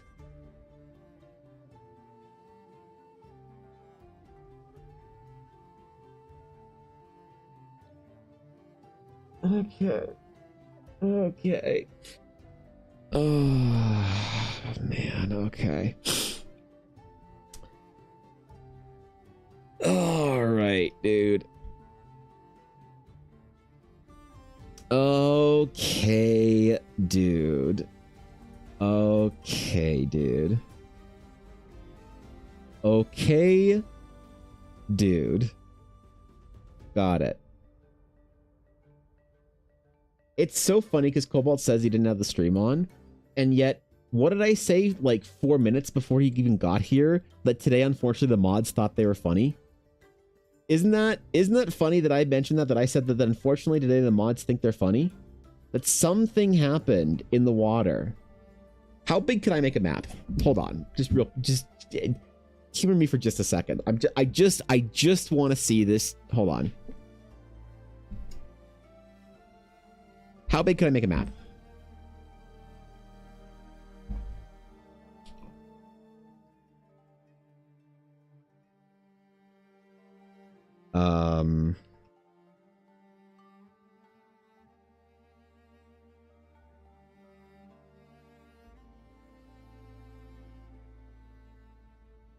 Oops.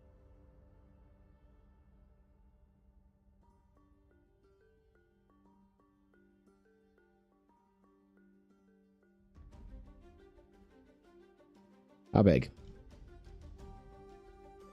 How big could I print a map? Height 17 by...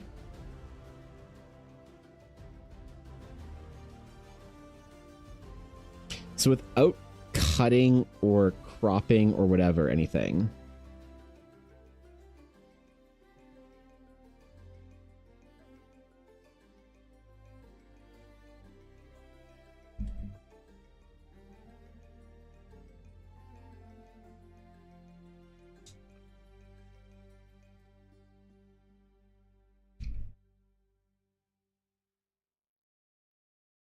I could make 17 by 24 inch map. That would be fucking huge.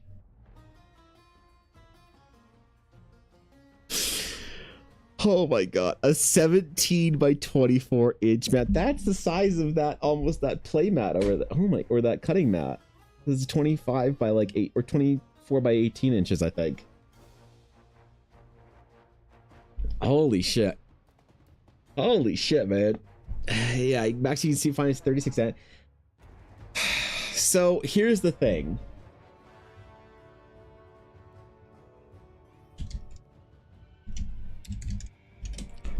Here's the thing.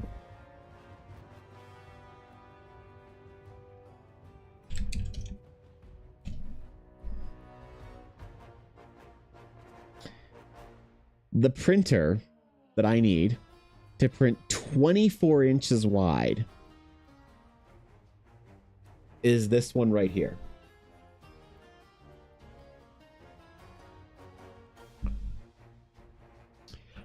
The printer I need to print 44 inches wide, which if we're going big, we may as well go home, you know? Get a bigger wall and then go big. So that would be 44 inches. So that would be... I could print a map that would be... Oops.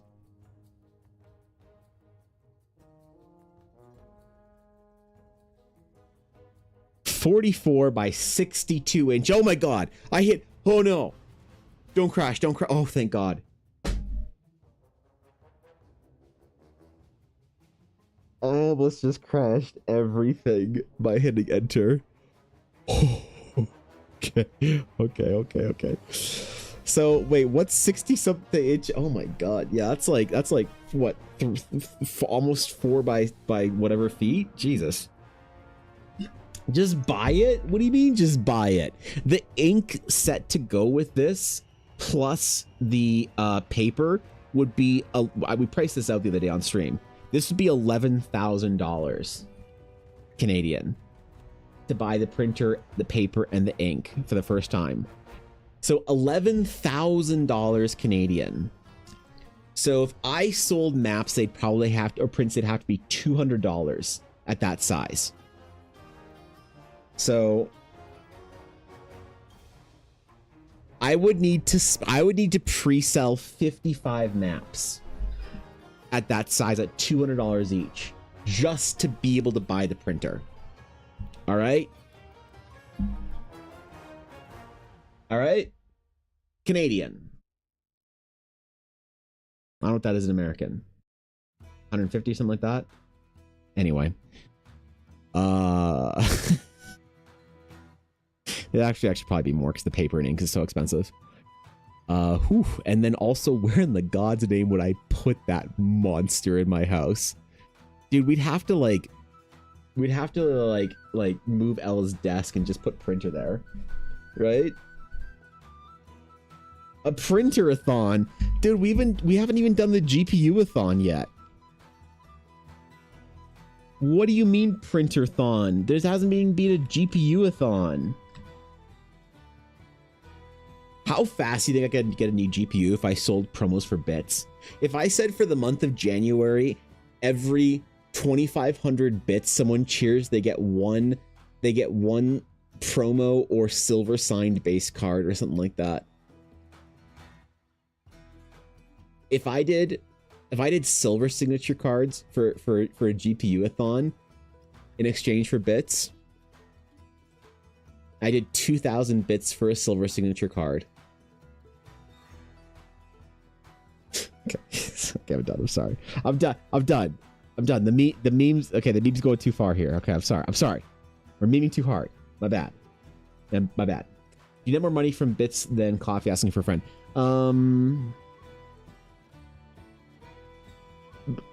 So I get 100% of the bits that I get on Twitch. Sanix Blackwood has cheered 400 bits this month up there in the corner of chat, and Aduria has cheered 400 bits, and that is $4 USD straight to me at the end of the month. It's the straight tip. The problem with bits is that they are that you have to pay Twitch to buy them. So yeah, like Twitch doesn't take a cut once you've paid for a bit. If you cheer a bit to the streamer gets that entire bit amount. It's just the purchase. The purchase is not good. It's like $1.4, I think, per 100 bits or whatever, somewhere around that. That may be Canadian. I don't know what it is, but it's not good. It's not great. It's not the best like whatever. But the thing is, bits are more fun usually, right? Because people get badges for them and shit. And like I do rewards for people for bits, like the dice, the like for the diamond crumb and shit. Like this is the kind of shit that I do for bits because it's a Twitch thing. You know? Where is it?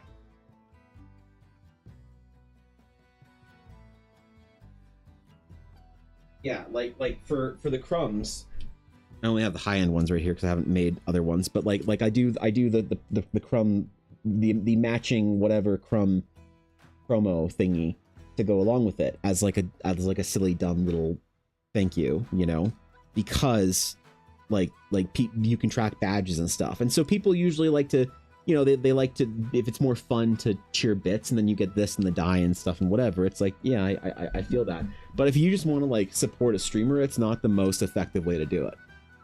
Absolutely not, you know. Definitely doing anything through Twitch isn't. I actually don't know. I don't know what cut does coffee take from me. I have no idea. What percent cut does coffee take? 5%. Oh yeah, never ever buy bits on mobile or sub on mobile. Ever. Never interact financially with a stream or streamer or Twitch on mobile on your phone. Fucking ever. Because you have to pay the extra Google Play Store fee. Like somebody go on their phone right now, because I can't do this for my own stream. See how much it is to buy 100 bits on your phone versus on your computer right now for like this stream or whatever. Don't buy the bits on the phone, obviously. But just like see how much it is. It's like noticeably more expensive to do it on your phone because Twitch has to pay Google Play Store or Apple Store, whatever, for it. So if you subscribe to a stream on your phone, it won't renew for a lesser rate. You will pay the Google Play or Apple Store % rate for the remainder of your sub forever, in perpetuity that sub is up. Which is, people will be like, I subbed to a streamer like 50 months ago on my phone. I've been paying an extra 30% for the sub every single month. I had no idea. Yeah, it's horrifying. Yeah. I mean, I guess I could just offer like do something as like a straight store, whatever, you know, silver signed card for the GPU-a-thon, but that's, the meme isn't there then at that point in time. And if we're not doing it for the meme, what are we doing it for? 500 bits is $5 to Evan, but 750 euros out of mine, so that's more than 50% to Twitch. On laptop, not mobile. Really?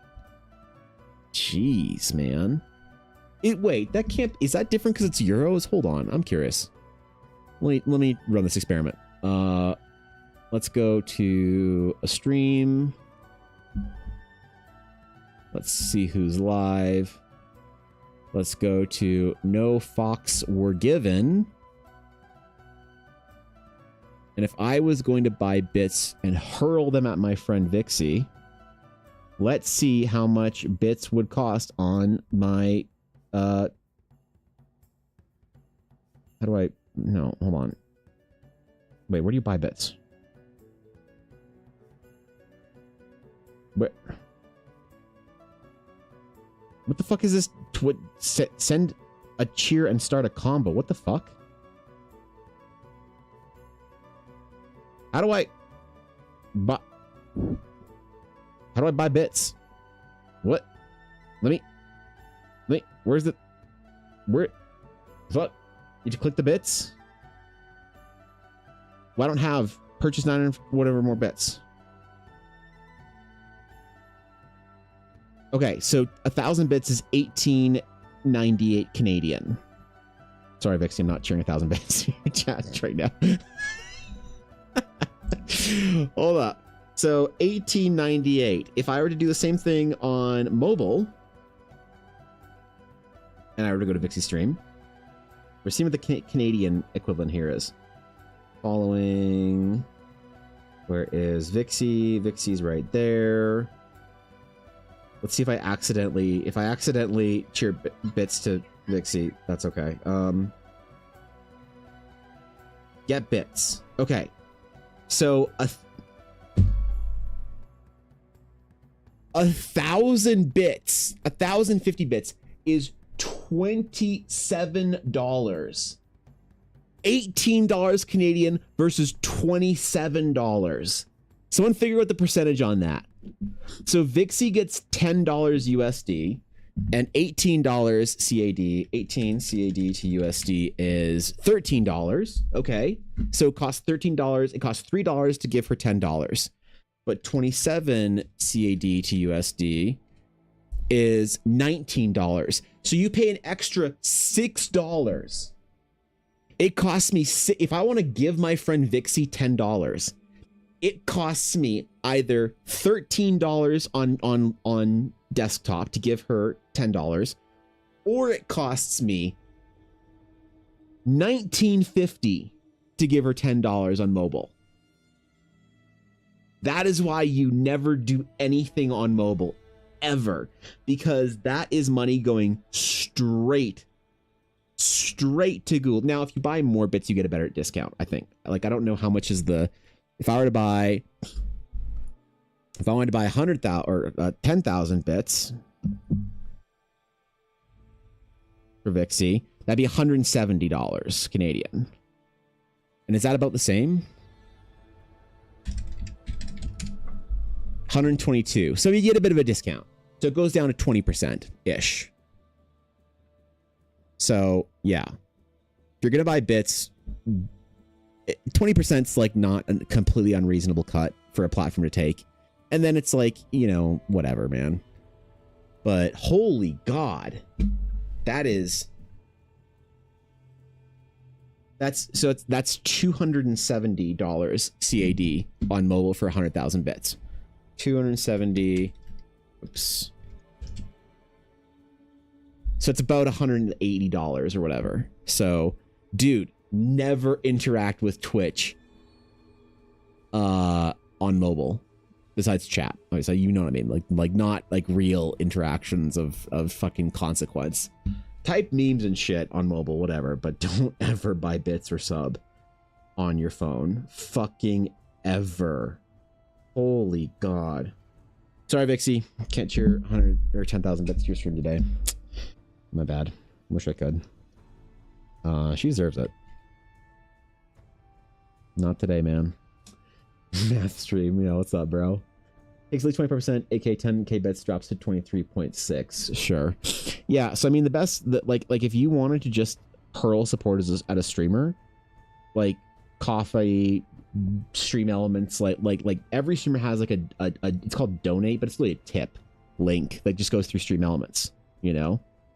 But like, it's so weird to figure out like, oh, use the best way to support your streamer.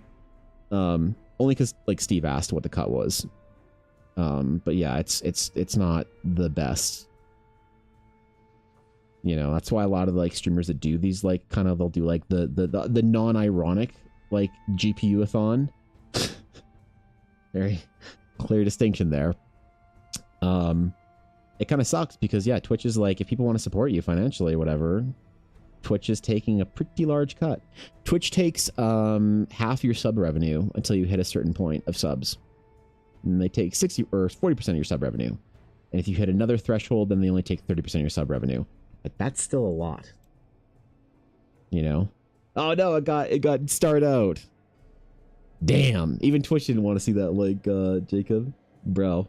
Mobile tax? Exactly. Yeah, it's the mobile tax. So it's literally the Google or Apple tax, because if Twitch makes any money on through an app, they have to pay the Play stores a certain percentage. So that's why they charge more, because they won't give up their profits. No, sir. That's a you problem.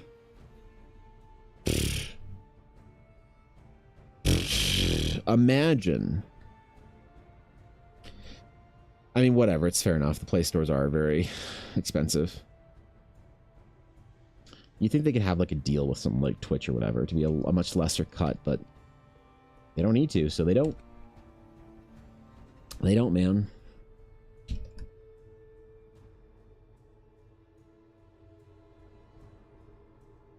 All right.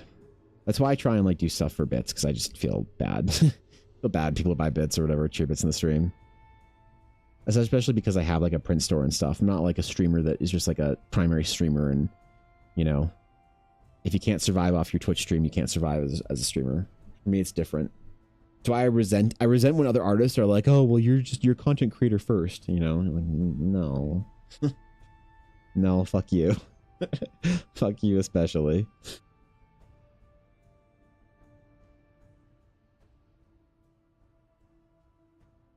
It does make a big difference, though. You know, it does all add up. Just ran the math for me to give you $100 US would cost me 171 Canadian via bits, or 145 via coffee if I'm eating the 5% coffee takes. Damn. Damn. That's a lot, bro. But Twitch shreds. That's a shit ton that Twitch shreds right there. Holy fuck, man. This is a streamer, all she does is play music requests. A couple weeks ago during a stream, someone gifted her 6,190 subs. 200 subs at a time, then 190 at the end. What the fuck?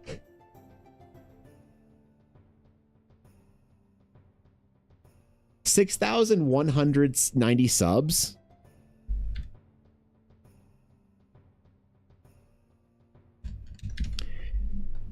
Would be $21,000 Canadian. Holy fuck. Now there are things like times where you can like get discounts on gifted subs and stuff. Like streamers can do this where if you ever see when somebody's live, I've never done this. I don't know how it works particularly all that well, but sometimes you see when you have streams on the side, like you see, oh, do I have anybody that's doing that right now? No. Sometimes when you look at your streamers or whatever, they'll say like sub discount or whatever. There's something a streamer can do to activate a sub discount. Vixie and Ashley were telling me about it. There's something on your panel you can click or whatever that will let people get discounts on gifted subs. So basically meaning that more of you, if you want to spend the same amount of money on gifted subs, more of it goes to the streamer. I don't know how to do that. That's some fucking Twitch voodoo shit or whatever. But yeah, just straight up subs, that'd be tremendously expensive to gift that many subs. Unless you live somewhere, to be fair. That person also could have been from somewhere that is, the subs are less expensive. Because don't forget, if you're from somewhere in the world where the cost of living is different or whatever, your subscribe, like if I get a sub from somebody in like Poland, Turkey, an African country, some parts in Asia, South America, they don't pay the same amount for a sub. So it'll show as like a tier 1 sub, but their sub might only cost $2 USD, and then I might only get $1 from that.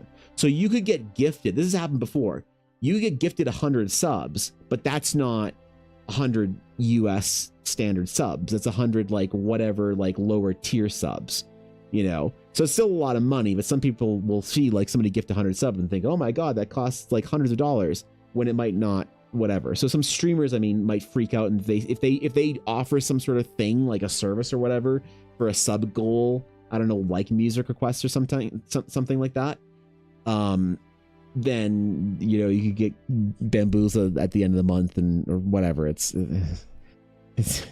stupid Twitch shit. Don't worry about it. It's fine. It's dumb Twitch stuff.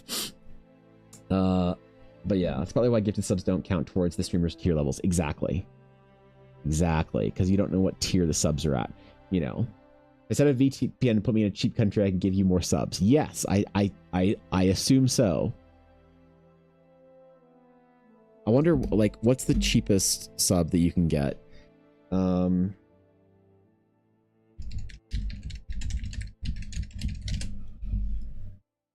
Local sub pricing via countries.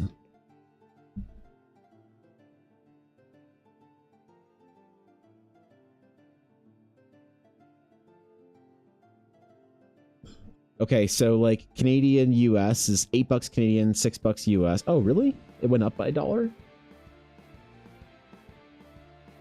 Your sub price went up by $1? I thought it was $5 still. Anyway, yeah. So if you live in Azerbaijan, your sub is $1.40 or $1.50. Yeah, that might be the lowest actually. Well, actually, I don't know what the Hong Kong or, you know, rupees or any of this, like, I don't know what a lot of those conversions are, but if there's any that are lower than $1.50, I think, like Pakistan's $1.50, Sri Lanka, Latin America has some pretty low ones too, a bit higher than that. In the Middle East, $1, $2. Yeah, so, I mean, for Denmark gets their own currency still. How you guys are being hipsters out there. 750 Icelandic K, whatever the K stands for. Huh. I should VPN to Sri Lanka whenever I sub to people. Let's go, man. You know?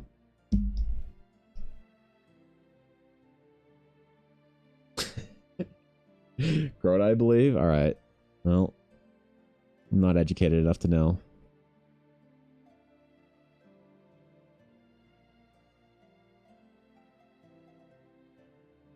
I'm not educated enough, bro. I mean, you know what? I think that's a nice thing that I could do for people that support the stream. Maybe it's like people don't care about that, but it'd be fun. Maybe what I could do is I could have a stack of signed silver, like silver signed promo, or not promos, but like base set cars or whatever that I could like, I don't know, just like set aside whatever for, because people do, I always feel like really guilty about when people support the stream, because it's like, they're not necessarily getting anything out of that. They're not going to the print store. They're not buying, you know, prints or dice or commissions or whatever. They're just supporting the stream, and I always feel kind of guilty about that. Maybe I could do like a silver promo as a thank you.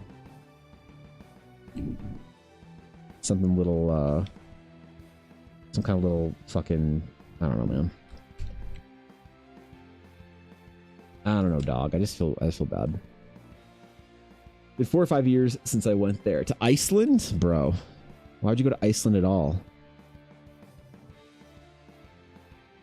Bro, you're gonna get, like, swept away in a strongman competition. Next thing you know, you'll be a 6'12", 428-pound bodybuilder squatting logs and shit. You'd never go to Iceland. Never, never, ever go to Iceland. You might end up being a strongman. They got some big boys and big girls out there, yo. They got them Viking genes. Holy. I'd love to go to Iceland. Seems like a cool little isolated, you know, culture or whatever. Swept by the winds. It was insanely windy when we went. Really? Wonder how cold it is comparatively in the winter, being that far north in the ocean. You know, like what's the weather today? Oh, it's actually pretty nice. It's how is it warmer in Iceland than it is in where I live in Canada all week?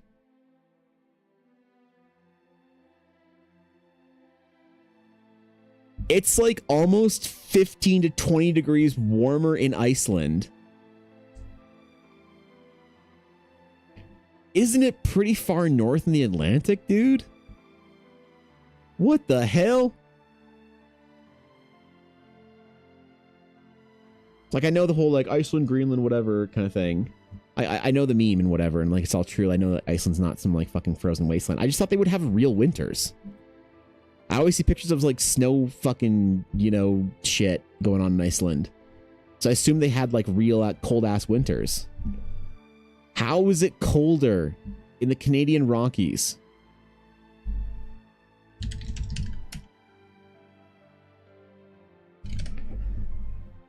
Are they not as far north as I thought? No, they are. They're like North Ontario. Like South Nunavut latitude. Longitude? One of the tudes.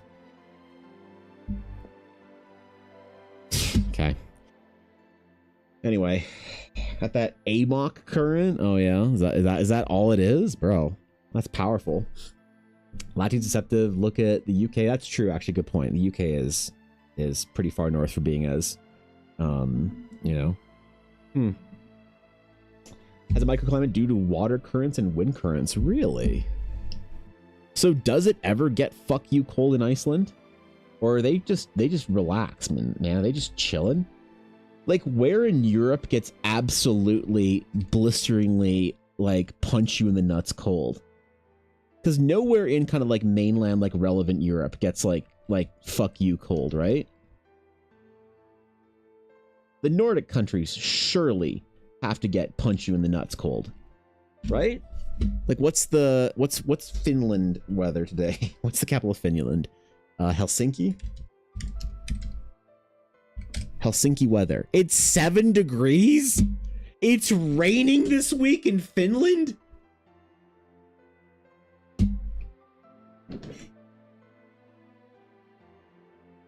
Oh, it's a deer. That's cute.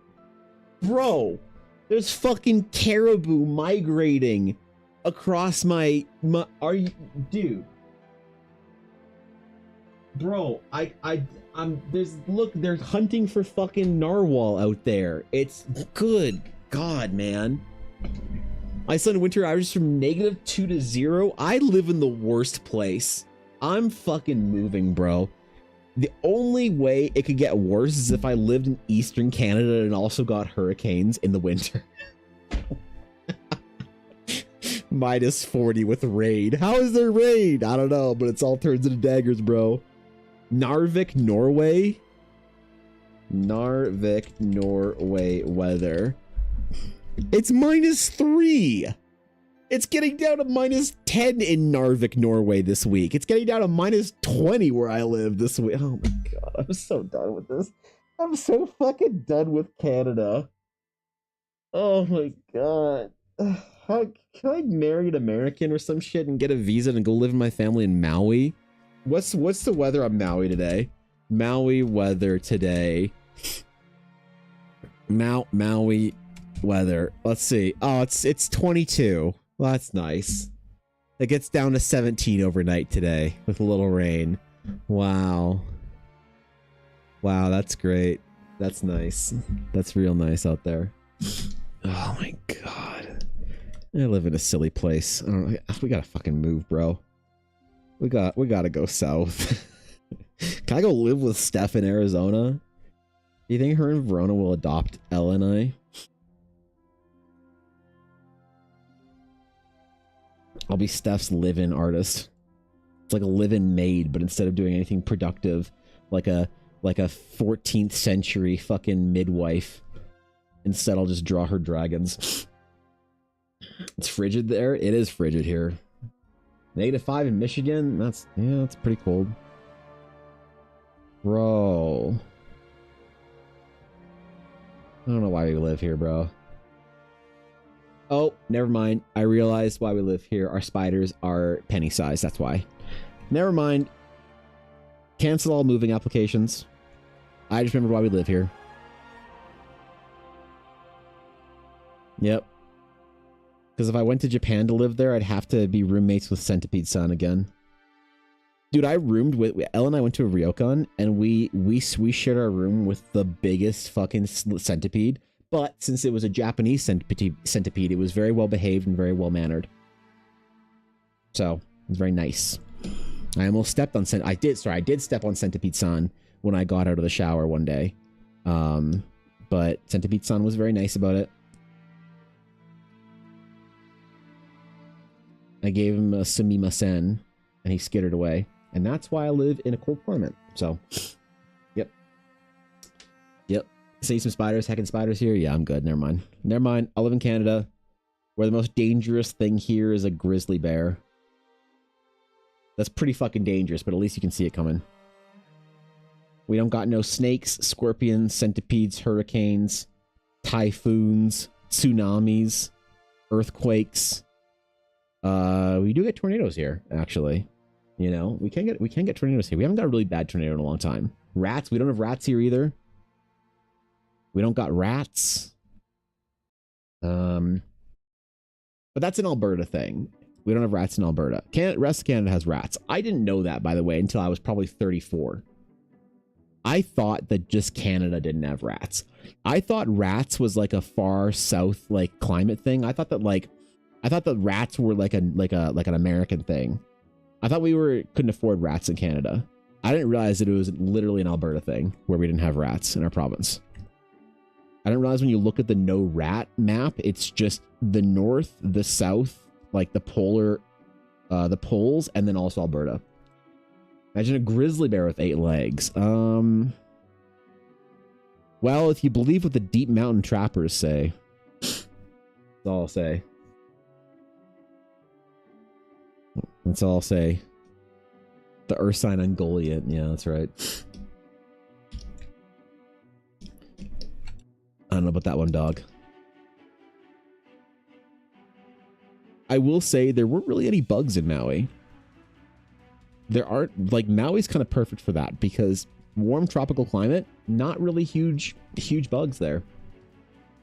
Not really. Apparently, one of the locals told me it's because they have too many lizards and whatnot. Like, there's a lot of little geckos and shit just chilling. I don't mind lizards. They're cute.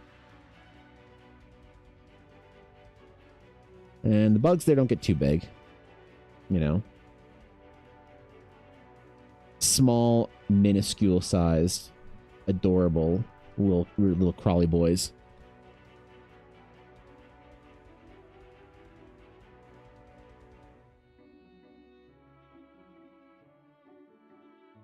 And that's about it. I didn't mind it. You go into the jungle, you're not worried about stepping on something that's gonna fucking kill you or whatever. Like, I go in the Japanese forests, bro, I will not go underneath a tree or some shit or into a cave or whatever. They're like, bro, there's this cool shrine down that cave. I'm like, I'm not doing it. You can't make me go through a cave in Japan. You cannot make me. You cannot entice me. No amount of free manga and Pokemon on the other side of that cave could make me go through a forest cave in the Japanese bamboo forests. I know what things lurk in there. I've seen Lord of the Rings, all right? Don't think I'm some dumb tourist. I know.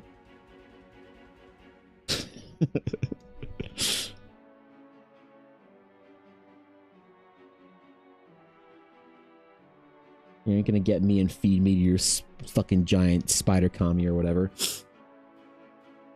Oh, is that the thing about the Great Rat War of whatever? Yeah. I didn't realize we spent so much money on that, Heat, every year to be rat free. I saw like a little documentary thingy about it when I was educated a couple years ago as to finding out that apparently we didn't believe in rats here in Alberta. I had no idea until literally I could you imagine that I had the ability to vote for our country's leadership and go to war for like more than a decade, and I didn't know that we were the only place in the world without rats?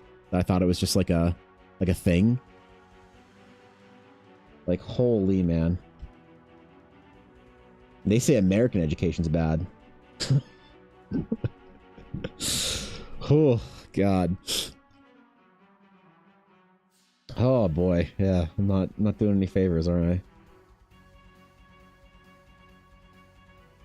Look, I don't leave my province a lot often, okay? And if I leave, I go to California, Japan, or Hawaii. That's the only places I ever go. That's it, man. I'm not very well traveled. I haven't seen the world. I haven't gone to Eldaracon EU yet. I'm ignorant of what the real world is like, apparently. The filthy fucking rat-infested real world.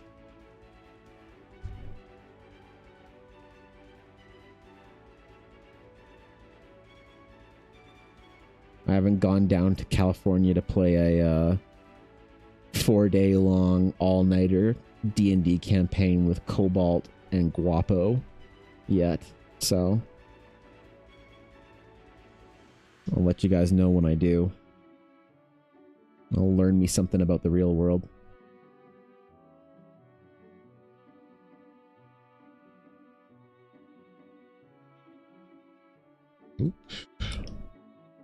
We still recording? We're still recording. Excellent. Bad education from the south is leaking north, is it? I don't know, man. I don't know if our education's that much better than our American brothers and sisters. I think we'd all like to think it was, but I went to public school. I know what it was like. Dude, I went to public and Ella went to private. And we were like talking about this shit. We're like, when we have kids, do we send them to public school or do we send them to private school? Because Ella like hated private school. But then I tell her stories about shit in public school and she's like, okay, that's pretty bad. that's pretty bad.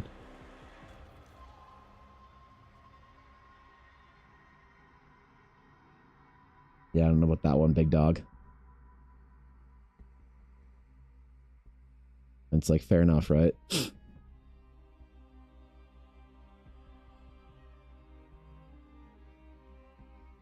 But hey, most people go to public school and they turn out all right. Right? Right? Maybe it's different now.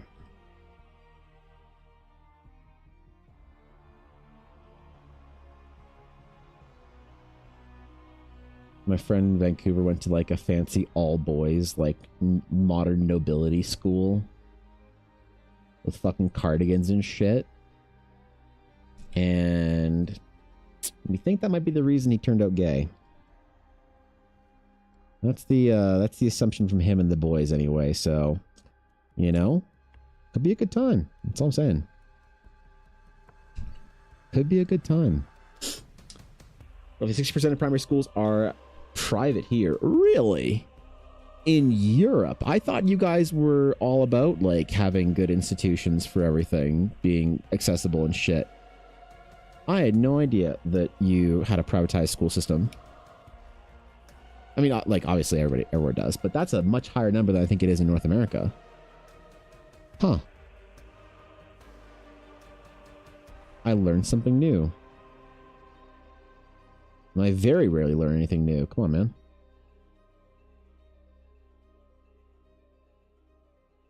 The Netherlands, I don't know about the other states of the great country of Europe.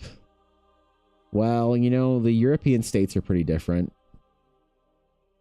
That's true. The United States of Europe doesn't have too many policies that are universal across all their state provinces or whatever you guys have. However you guys pretend to organize yourselves under the EU. Which still, by the way, just means Europe. It doesn't mean European Union, if you're talking North Americaners. They know that the UK left, but they'll still refer to the UK as EU. Because it's an abbreviation, and that's all. That'll happen every once in a while. I'll be like, bro, all my EU mail gets lost. Like, I can't send anything to England.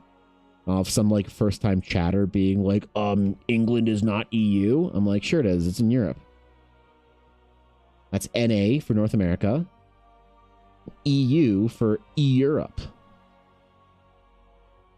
Just because you guys couldn't figure out a better abbreviation name for your union doesn't mean that we have to relearn new terminology here, man. I've been gaming for way too long. It's Catholic schools, Protestant version 1, 2, 3, 4, and 5, 6. Muslim versions A and B, free schools, Dalton, and so on. Holy shit, that's a whole thing, man.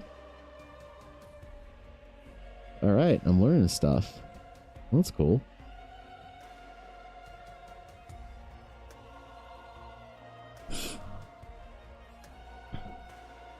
These are also only Muggle schools, so, you know, we haven't yet covered the entirety of Wizarding World schools in Europe. So, you know, I don't know about that. I don't know about that one, man.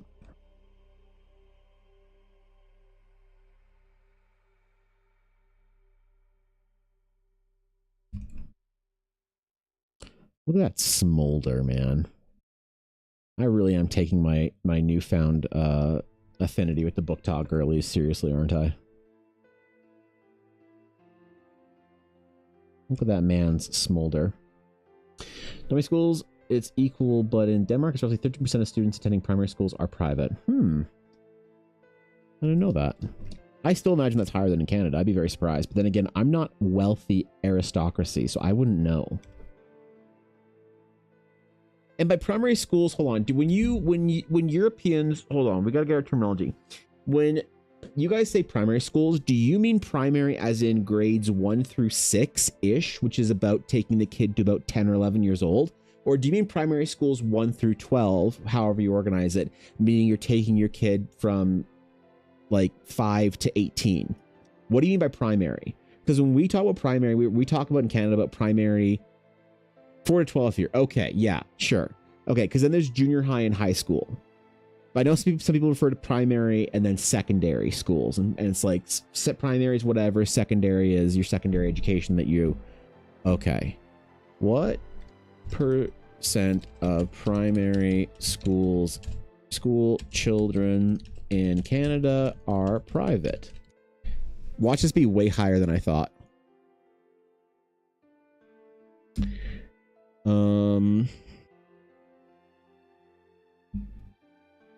7-ish% of Canadian elementary and secondary students are private schools. Really? That's about what I thought. So, you know, around there. I would have thought closer to 5, but that's, you know, fair enough, I guess. Huh. Interesting. Neato, as they say. Where you learn to write and not shit your pants. Oh, we do that all the way into university here. So you guys get that done in a couple of years in Europe? God damn, man.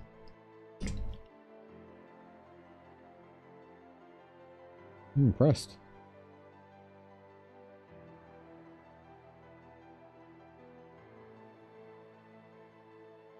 Bro, what if I just homeschool my kids one day when I have kids? What if I just homeschool them? I was homeschooled for a couple of years. It was fucking rad, man.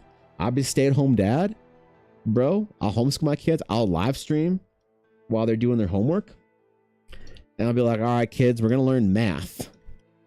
Dad, didn't you fail math every single year in high school? Shut up. That's Mr. Blair to you. School's in session, bitch. Maybe I shouldn't homeschool my kids. Yeah, maybe it wouldn't be a good idea, actually. Now I think about that. You go to regular school until age 6 to 15-ish. Then it's gymnasium or trade school, followed by university. What is gymnasium?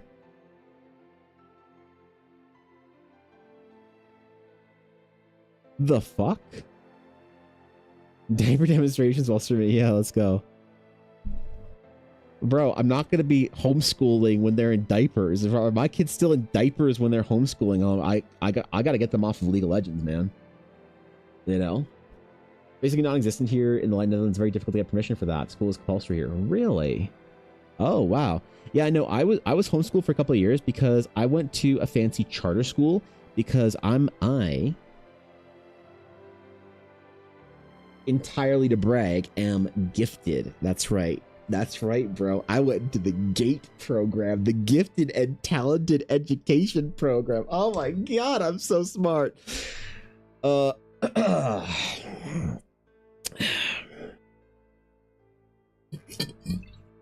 went to like a fancy charter school when I was young because my parents thought that it would help me for some reason. And it was good. And then the charter school closed because there was a scandal, I think. I don't remember. I think teachers were sleeping with parents or some shit. I don't remember. But then my mom's like, all right, we'll put you in regular school. And I was like, I hate it here. And my mom's like, it must be because you're too smart. I'm like, no, I just hate it here. I was not a very good student. And so she's like, all right, we'll homeschool you. I got nothing to do. It's Thursday. And that's how I ended up skipping a grade. Is because I did 3 grades in 2 years. And then my mom's like, all right, kid, do you want to graduate when you're 14? And I was like, hell no. I want to go to regular school and make friends. And she's like, all right, we'll send you back into the public school system, you little piece of shit. Enjoy the gifted program. Maybe they'll teach your dumbass how to do some shit. But I enjoyed being homeschooled for a couple of years. It was fun. It was fun because my mom basically we had the curriculum thing, and this was like little school. This is like grade 6, 5, 6, 4, 5, 6 that I was homeschooled, so it wasn't like real school. I don't know how you homeschool someone that's older than that. But yeah, man. That was fun for the couple of years I did it.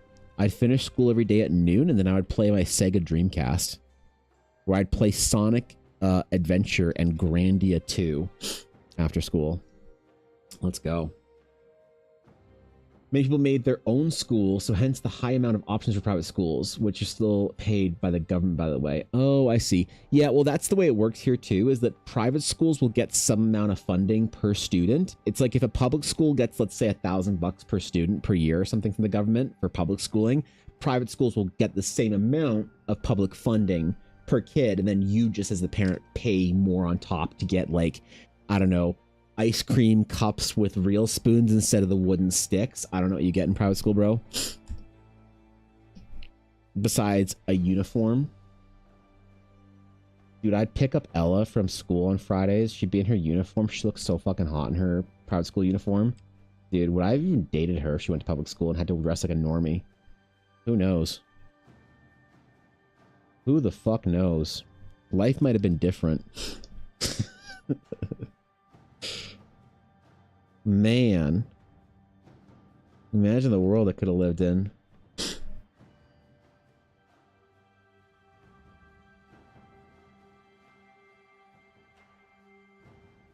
I don't know. I guess I'm not worried about that. I don't need to think about any of that shit right now. I gotta figure out my own damn education first. There's some Ella lore here. Yeah, Ella and I were really good friends when we were teenagers, bro. Ella and I played D&D every Friday with our friends, with the boys, with the homies. It was great, man. I went to Ella's graduation with her. I went to 3 graduations, man. I went to my own grad, and my friend, who was a grade younger than me, was my date to grad. We had a fun time. And then I went to her grad the next year. So I saw my old teachers. They're like, "Didn't you graduate last year?" I'm like, "Yeah, I'm with her here." They're like, "Ah, fuck, I thought I'd have to see your dumbass again." And then the next year, Ella graduated from high school, so I went to her grad. It's a lot of proms, as they say in the US. We just call it grad here. In Europe, they probably have some like 18-syllable German word for graduation.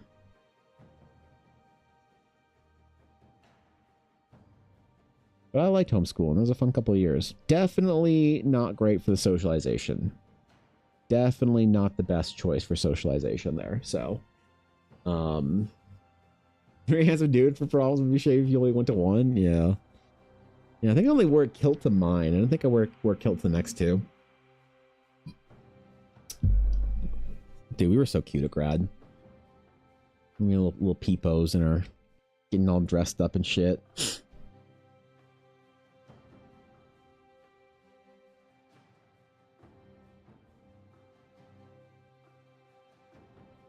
I remember it's better than the junior high grad because of the junior high grad. I sat with the teachers.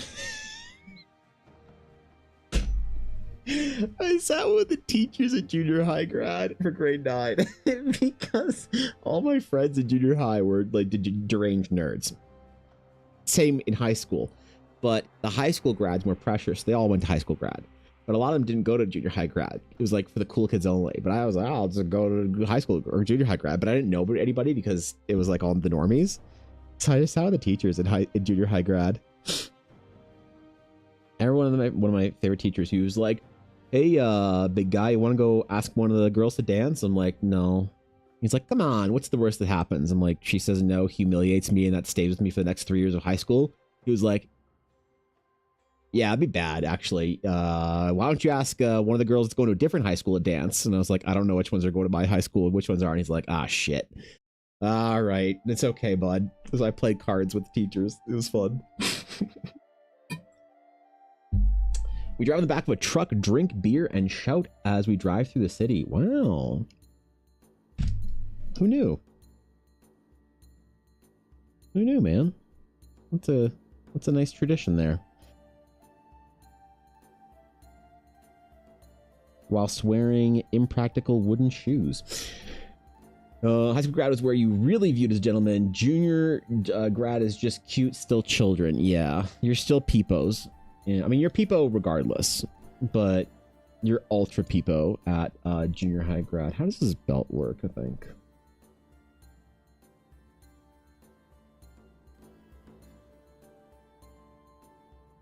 Oh, I see. I understand how it works. Okay, basically how I drew it. Got it. Good job, Evan. You drew the thing the correct way the first time-ish.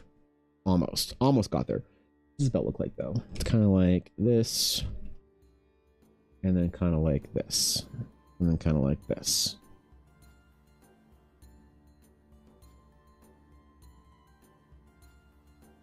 All right. Well, that's belt enough. That was a long time ago, man.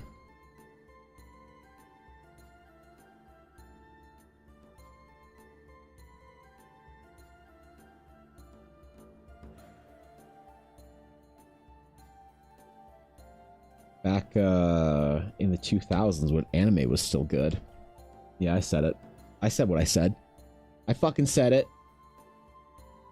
You call me an asshole, but I don't hear anybody saying I'm wrong.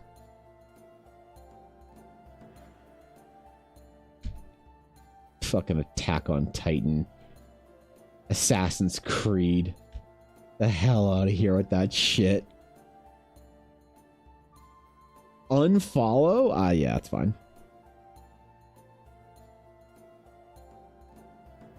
That's fine. I deserve it. I'm sorry, Thorkin. I know that Free Run was a fundamentally life-altering anime for you.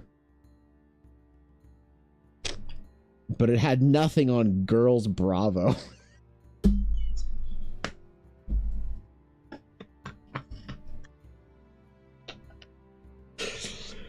Oh, man. Had nothing on Ranma 1/2.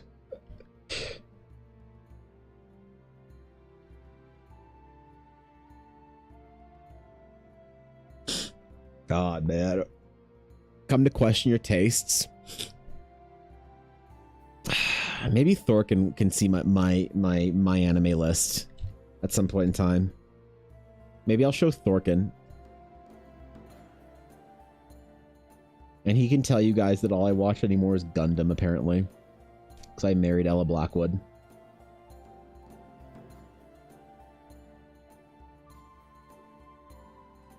I never really liked the mainstream anime, so I don't really have a leg to stand on it at all when it comes to opinions on anime, so... That's fair. I'll take the L on that one. I don't know what I'm talking about, and I'll happily eat that one.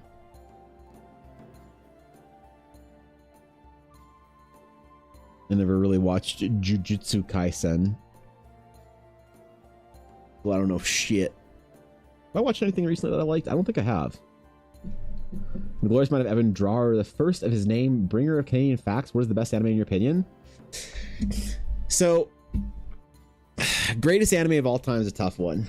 My anime list. What are animes that I've listed as 10s? So here's the thing. You say that in truth, what is the greatest anime of, in your opinion? The thing is, I don't have an objective opinion. I do not have an objective opinion because I think that having an objective opinion past a certain threshold is useless. Now, this might come as a shock, knowing that I think that there is objectively good and bad art. I think that there's objectively proficient and skilled and unproficient and unskilled art. I think that to paint in a classical manner takes way more skill and dedication than it is to draw anime. To draw comic books takes way more skill and dedication to draw cartoons. These are just fundamentally more challenging stylistically. So you could say, I think objectively for me, music peaked a couple hundred years ago, minus some of the composers in the modern day. I think that Beethoven 9 is my objective favorite piece of music, but is it the thing that I listen to all the time? Not really.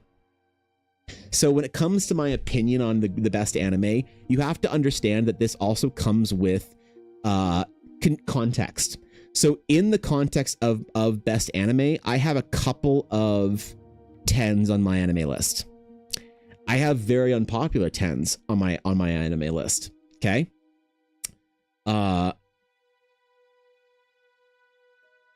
Let's see, where are they? Hold on, how do I sort this in to 10s? Toradora, Guilty Crown, those are 10s. Spice and Wolf was a 10. Dot Hack, Roots, which is the GU, I think, thing, whatever, was a 10.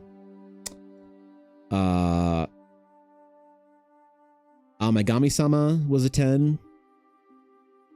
Macross was a 10. Lucky Star was a 10. The Melancholy of Haruhi Suzumiya was a 10.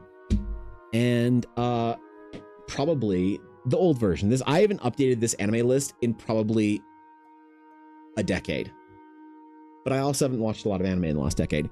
What I think is objectively opinionated, subjectively my favorite anime of the 10s, this is probably my... Oh, wait, I gotta hide that. Hold on. How do I log out? Okay.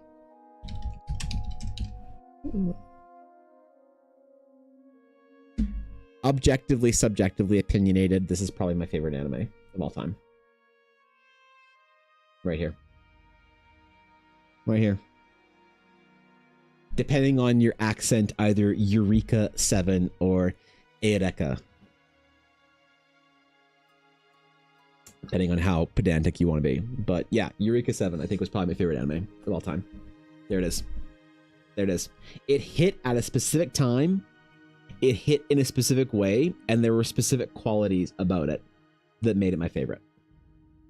It was also, this is a good time. You know, 8's pretty good, actually. I didn't think it would be user scored that high. I thought it'd probably be like a 6.5 or a 7 user score. But yeah, this one right there. That's probably if my go-to is what I'd say. I was also, at this point in time when I watched it, I probably was in art school and thinking about graphic design. And the music and graphic design in this anime was insane. There was like a magazine in World called Ray Out, I think it was called.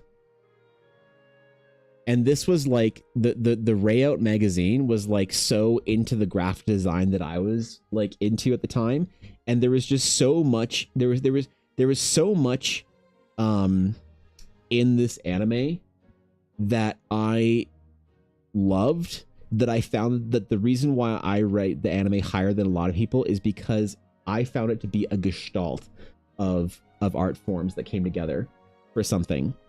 And I also think that it's funny as you grow up because this also is correlating with times that I played D&D. I was also growing up into an adult when I watched this anime, because I didn't watch it right in 2005, probably a number of years later. I was transitioning from the Renton main character to more of the Holland and Talho characters or whatever, which is kind of funny because he was older than I was at the time. But anyway, you want to know my favorite anime of all time? It's probably Eureka 7. I haven't seen it in a long time either. It's been a long time. Maybe it isn't. It's just the one that I remember back in the back of my brain as being the top one for a lot of reasons, but a lot of them aren't objective reasons in probably the slightest. Because I think that when you talk about animes over an objective 8, I don't think there's objective 10s. I think you can hit an objective 8, and then anything positioned between 8 and 10 is subjectivity. You know, at that point, maybe even 7. I don't know. I'm pretty liberal on that number. Or whatever. Now watch the new version, but I also already don't like Horo's design, too generic. I haven't watched the new one either. To be fair, I haven't really been watching many, if any, anime in a long haul. It's been a while. A lot of the anime scene is kind of transitioned into, you know, it's just changed. It goes through iterations and taste change, and what's popular changes, and you know, the anime scene in general is not built for me, I think, right now in any major way. That's okay. It's just, it's very formulaic and safe in a lot of ways. But if it's the safe formula that you like, then that's awesome. It became formulaic and safe when I was still watching a lot of anime, but it was a safe formula that I liked. And then, you know, tastes change and the light novel era hits, and then suddenly it's not, you know, it's not what you want. And so I'm just not really into it anymore. Which, you know, whatever. I'm not butthurt about it. I still give it, if there's a good anime out or whatever that I want to watch once in a season or here or there, I'll try to make time for it, but I don't want to watch all that often anymore, really, unfortunately. No idea what everyone's going on about. I didn't see any of those, but Frieren. Oh, there you go. Sure, man. Visitors. I didn't see Frieren. Exciting. I read Frieren. I didn't watch it, and I have a really hard time watching stuff that I've already read. Yo, Kate, what's up, dude? What's going on, bro? How you doing? What's up? What's up, everybody? Good to see you. Yo, if you guys aren't following Kate, she's one of the best artists on the entire platform. I mean it. I mean it. The streamer awards just happened, and the fact that Kate McKeag didn't win the Hidden Gem Award, I think, is atrocious and disgusting, but, you know, that's fine. That's fine. We don't always get a fair recount of the awards, but, you know, if you guys aren't following Kate, please go over there and slap a follow. And if you got your Prime and you haven't used it, bro, what are you doing? What are you doing? Hit her up. Welcome, everybody. If you guys don't know me yet, whatever Kate said about my terrible D&D opinions and anime opinions is unfortunately true. Today we're doing some Critical Role art. Oh, Jesus. We're doing a little bit of Critical Role art of our smoldering hot boy Cadigan. And my keyboard stopped working. Oh, there we go. There he is. Ish. Why? Ooh, keyboard. It just turned off. What the fuck? Okay, anyway. Yes, hello guys. Maybe we'll take a break and do our card printing while my keyboard figures itself out. Hold on, let's see. Oh, okay, all right, we're back. No, we're not back. What the hell? It did this the other day too. And I was like, I'm gonna tell Elle I need a new keyboard. And then I didn't because it started working again. And now it's doing it again. Fuck. Shit. Damn it. Damn it. Damn it. Damn it. Anyway, good to see you. How's it going, guys? What's up? Kill it with the raid? Yo, dude. Man, I'm always on a restart by Kate. Seriously. It's humbling to be in the presence of a real artist, okay?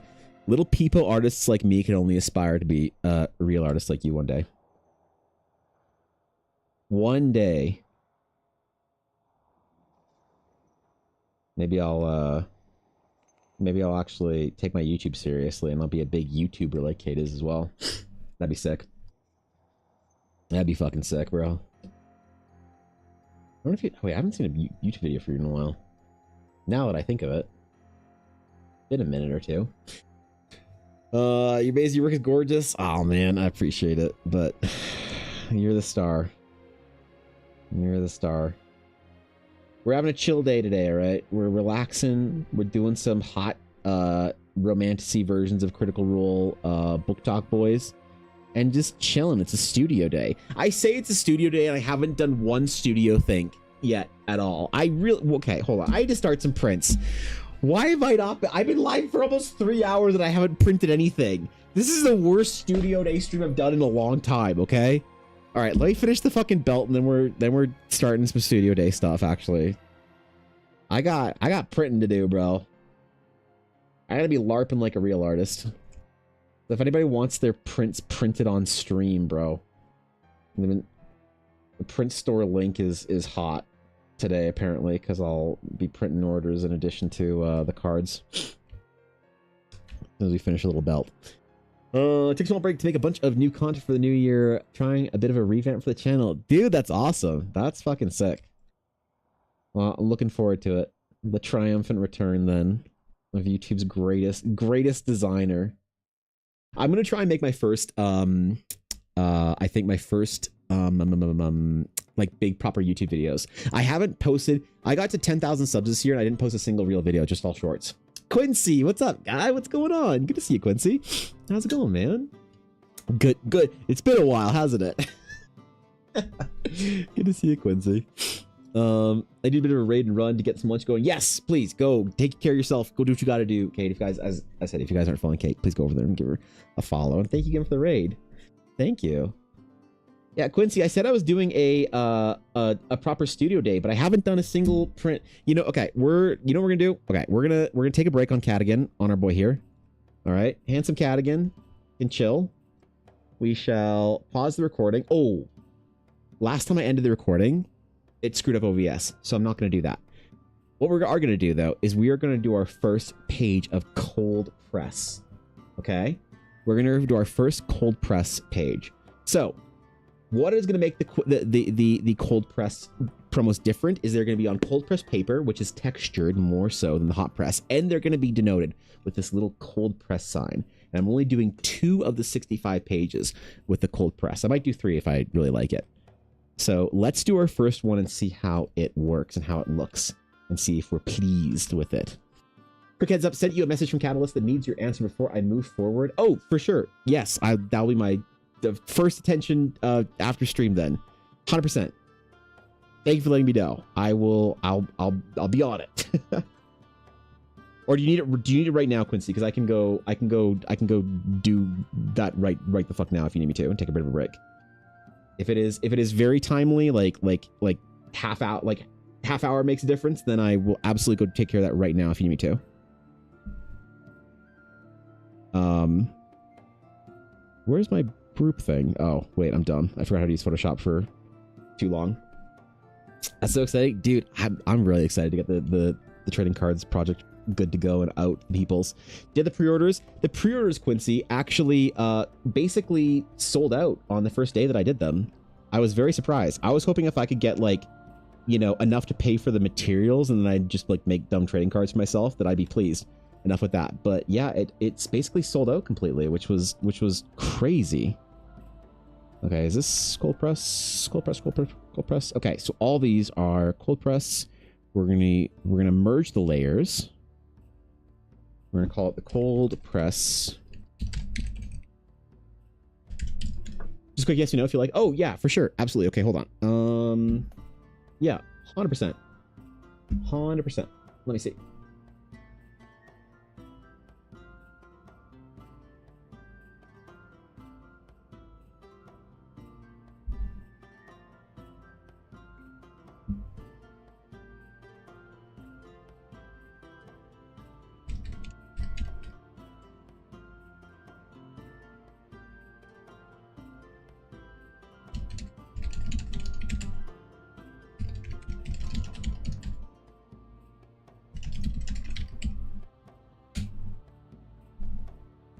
Cool. All right. Sick. All right. Rad. Rad, dude. Yo, Quincy's the coolest, man. Quincy is literally the coolest human being. I was so funny. I was at the market actually on Sunday, and one of my friends showed me one of Quincy's videos. She was like, she's another vendor that's one of Ella's and my friends. She's like, oh, Evan, I saw they were like showing each other TikToks and shit. She's like, yo, check it out. And she shows me one of Quincy's videos. She's like, this guy's really cool. He does like, and she starts describing Quincy's stuff. I was like, it's Quincy. Oh man, everybody fucking loves Quincy. It was so nice, man. Because you make good stuff that's epic. Oh, come on, dude. I appreciate it. It was pretty funny though. She started fangirling out, and I was like, "Yep, Quincy's that guy." It was so fun, man. She's being so adorable about it.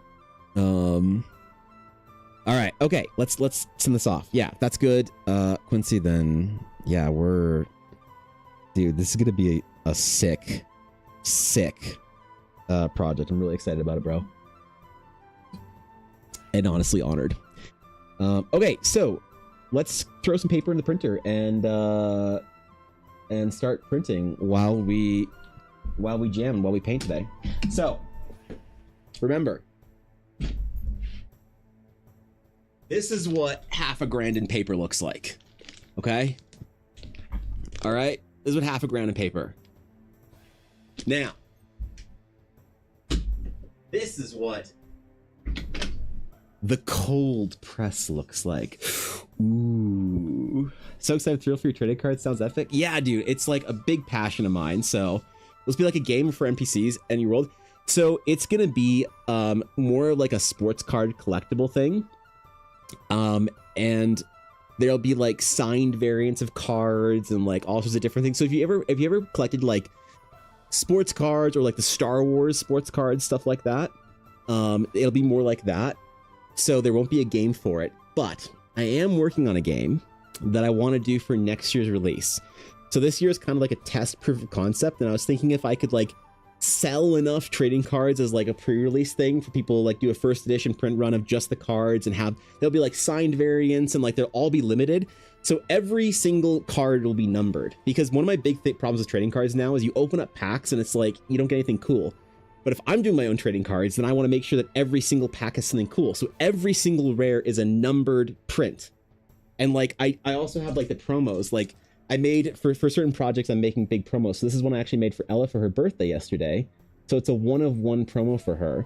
That's kind of what the cards look like in the format. That's just like, I mean, this one's obviously a lot thicker and in a like plastic case and whatnot, because it's a promo for her. But this is like what the cards look like. So they're just like characters and like places, locations and stuff.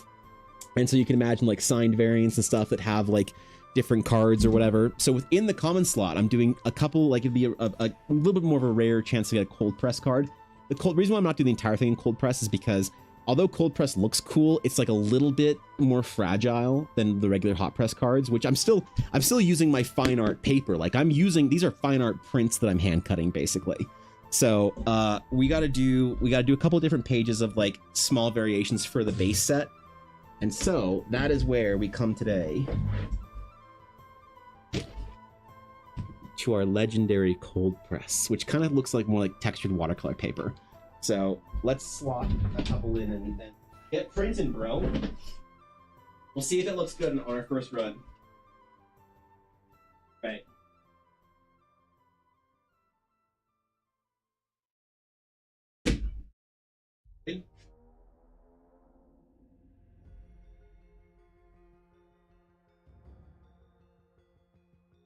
Printer.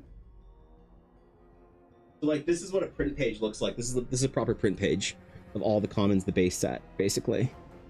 So we're gonna make a couple. So I need to make 65 pages of this for all the pre-orders, because that's how many packs were made. And then there'll be 2 pages of this in the cold press, and then I'll do 2 pages as beta with the beta sort of like number thingy on it, and then we'll also do a couple of cold press pages. So that's like the plan currently right now for these. So I know I promised us a studio day today, and I'm sorry that I spent the entire time monologuing about video games and Critical Role, but go. Printer's busy. Busy not printing. Rear paper feeder. Change paper type. Hot press. 2. Cold press bright. 13 by 19. Okay. Oh.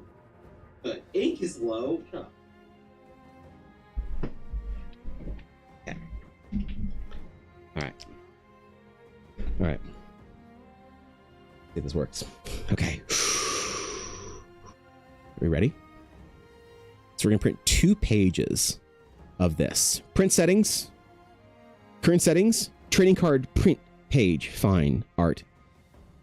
Saturation, brightness, Adobe RGB, check.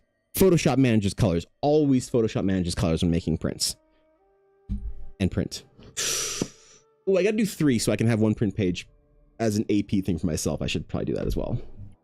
So, with them promo cards from the Advent Calendar, now I need to collect the remaining ones. The promos are not a collect thing because they're all individual, like, promo slots or whatever. Dude, my Vivid Light Magenta is so out, bro. What have I been printing that's been eating this much? Oh, it doesn't need me to change it. I think it does. I think he just yelled at me to change it. Oh, never mind. He yelled at me to pull out the damn tray.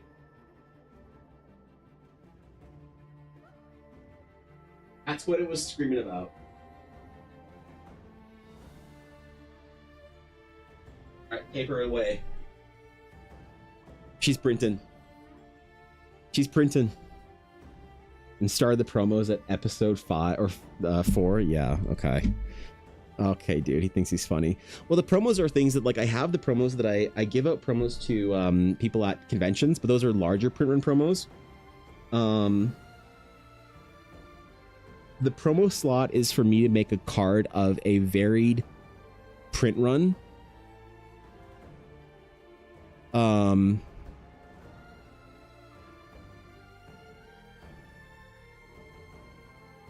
Yeah, and I can choose how many cards to print for that. So there, I have some promos that are out of like 25, but then I also have the one of ones. So this is the example of what the one of one in the slab is. What the example of that coffee. Some people wondering and asking the other day, but what the coffee Eldara sponsorship project looks like. This is what you get from it. Is you sponsor a project, I do the project for Eldara, and then you get the one of one promo. So there's only two copies. One of one program still has a second copy, a sister copy that is an AP, an artist proof that I keep to make sure that I make the artist proof, make sure it's good, and then I make the one of one promo. So if I make up a series of 9 promos, there's 10 cards. The series is 1 to 9, and then there's an artist proof. So there is a 0 of 1 artist proof version of this card, but obviously it's not like the card itself or whatever. So okay, let's let that print. It's on high speed because for trading cards, I can print on high speed because if it fucks up the edges, it's not an issue. The reason why prints take so long when I'm doing actual prints is because I have to print it on the slowest speed possible so that it doesn't warp the paper doesn't catch any extra ink on the edges. But since I'm trimming the edges for trading cards, we can actually print on high speed. So I'm gonna go grab a thing of water real quick, and when we return, we'll see if it's done and if it's looking good, and if we like the cold press. Okay, BRB.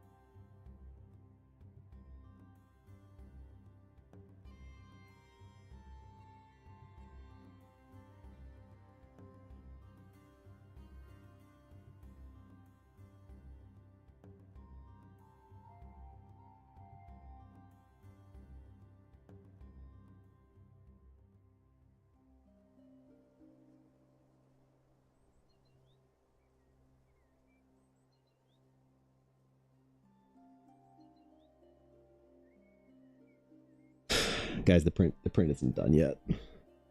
It's almost there. It's almost there. I might be a couple minutes too early. Wait.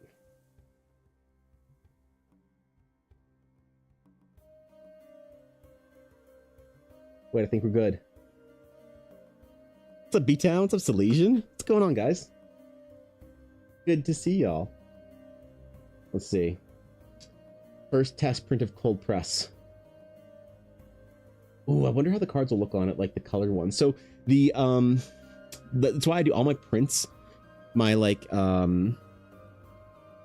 large format illustrations. If you guys have gotten the Realms Eldara title one, that was done on cold press. So it's that same texture. So it really does well with like anything that looks painted. I'm looking forward to this one. I think we're done. All right, first page.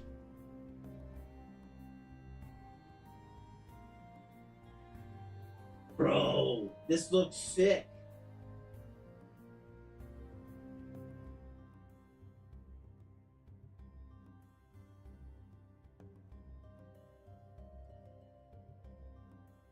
I forgot the print dots. Shit.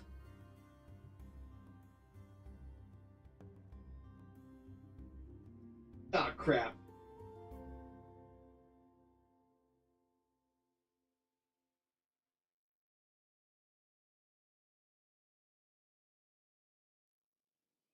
Guys, I fucked up. Okay. So. Here we go. That's the first sheet. So those will be rare inserts, the common slot. For the cold press. It says on it, cold press, right down there. And I'm not sure if you can't actually tell at all. Kind of, maybe, a little bit. There's a texture to the paper. The reason I can't use this will be my artist proof sheet, because I didn't have the little print dots in there to act as a guide for me to cut. So, yeah, exactly, Dispel. So, rather than printing the second one right now, we're gonna cancel that. We're just gonna quickly cancel it. And then print 2 of the proper ones.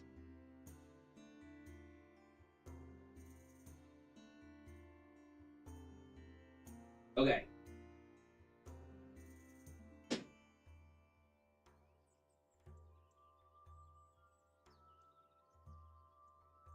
Cancel it. So that's fine. That'll be my my one master copy that I can keep. There we are. As they call it, an artist proof.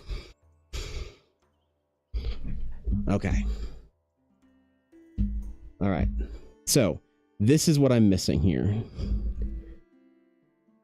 Flip. So these little dots, they are on there to help me line up cutting, because unfortunately I do this all by hand with a fucking knife. And then I clip the corners with a corner clipper. So artist proof. Show the Aduria. progress video nerd.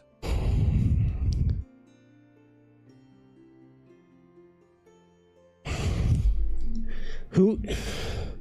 I know the mods think they're funny today, but who told the VIPs they were funny too? Like, this is unfortunate. I don't know how I feel about this one, man. Yeah, thanks, buddy. I appreciate it. That's well, if I go to conventions, some 14-year-old will accuse my art of AI at some point in time. All right, let's print 2 and print settings. We are trading card, print page. We might have to change ink though. There's something for the meta. What's your entry for the meta, Thorkin?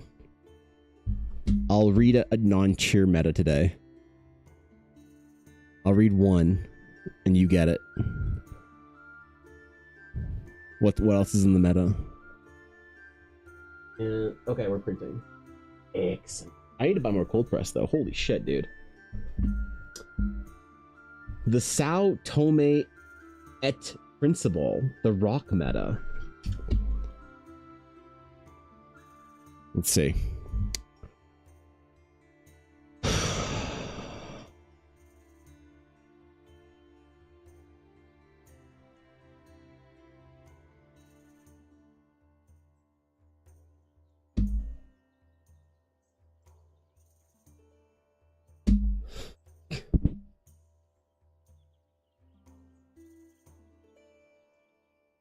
Ugh.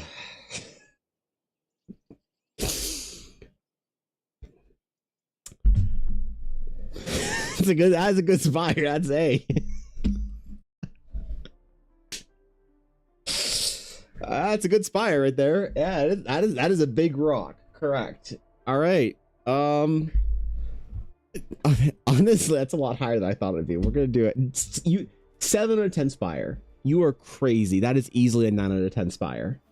That is easily a 9 out of 10 spire. Look at the trees down there. Imagine, dude, if you came across this spire in your Minecraft game, there is not a chance in anything that you would not build your base on top of that. That is a 9 out of 10 spire. Okay? The fucking meta, man. I swear to God. I swear to God, this fucking meta. All right. Back to drawing while we print. We'll update upon first proper print page. You build inside the spire. I see. Yes, then you'd be inspired. Okay. Okay. What is this widespread disease of the Dragon's Claim members thinking they're funny today? It's an epidemic at this point in time. First, Cobalt thought he was hilarious, and now this. And now this.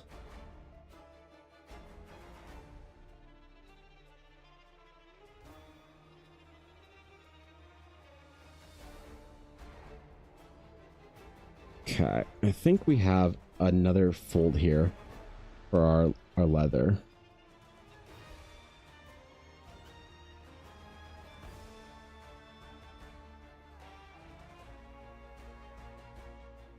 I think so.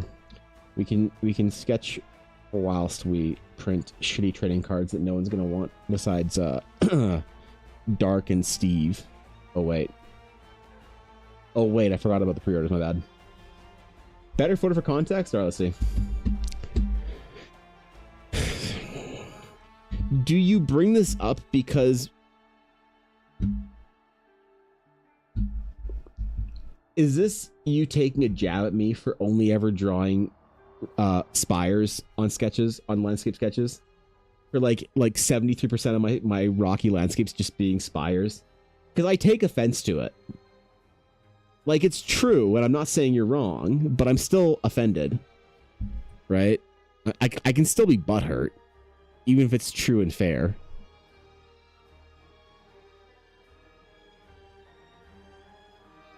If I could Peepo Riot. If I could Peepo Riot.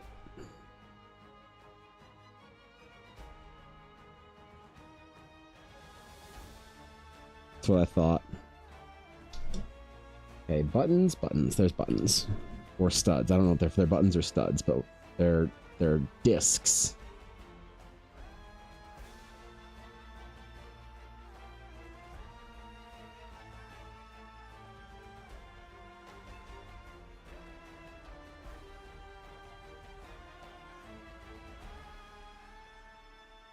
I don't know what they're made of. We'll look at other Cadigan art.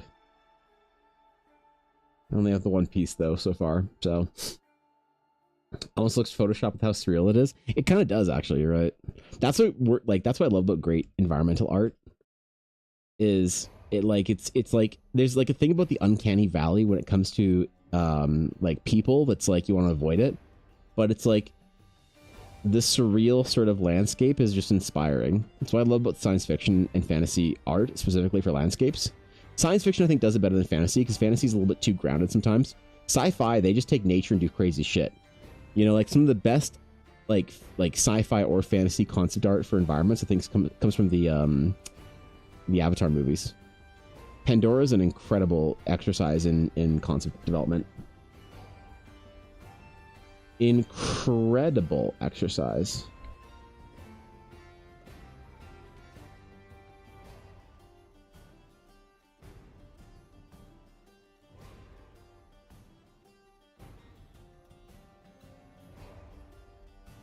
What's going on here with his...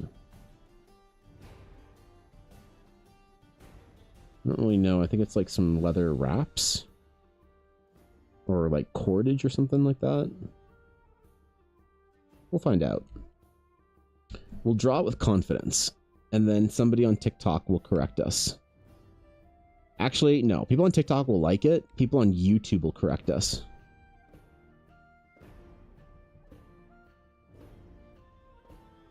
YouTube's the unhinged one. So, to feel like you're viewing Impossible and could step into a whole other world. It's amazing every time. You know, I did, like, when I was in art school, that's what I thought I wanted to do was, sorry, my printer made a scary noise. I wanted to do environmental art. Like, I wanted to be an environmental concept artist.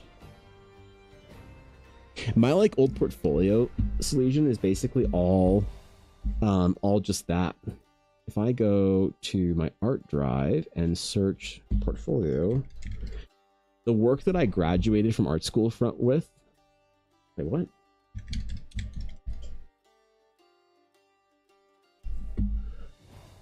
Oh, shit.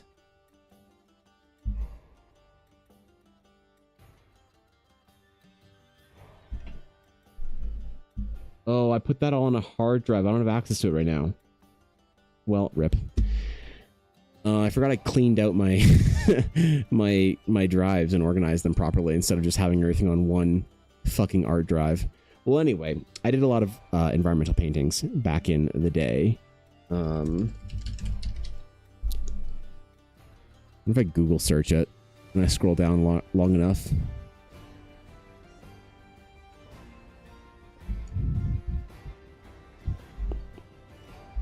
No. I used to be able to Google search and find links to my old portfolio stuff. But now there's just links to my website and or TikTok. So there's that. Oh, is this it? No, this is not it.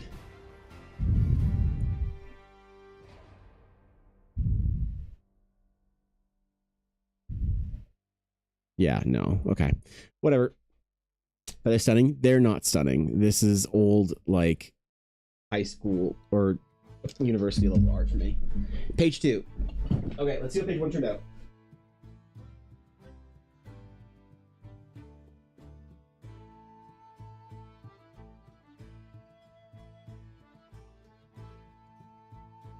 Okay, there it is. There it is. The first ever page of cold press. Now, you can't really tell. Maybe see the back of it. Nope. Nope. All right. Well, you can't see it and make out the texture on it then on this the stream, but in person it looks pretty cool. Doesn't change it massively. It's just a slightly different texture to the paper. But they are going to be rare inserts. So hopefully people think it's cool.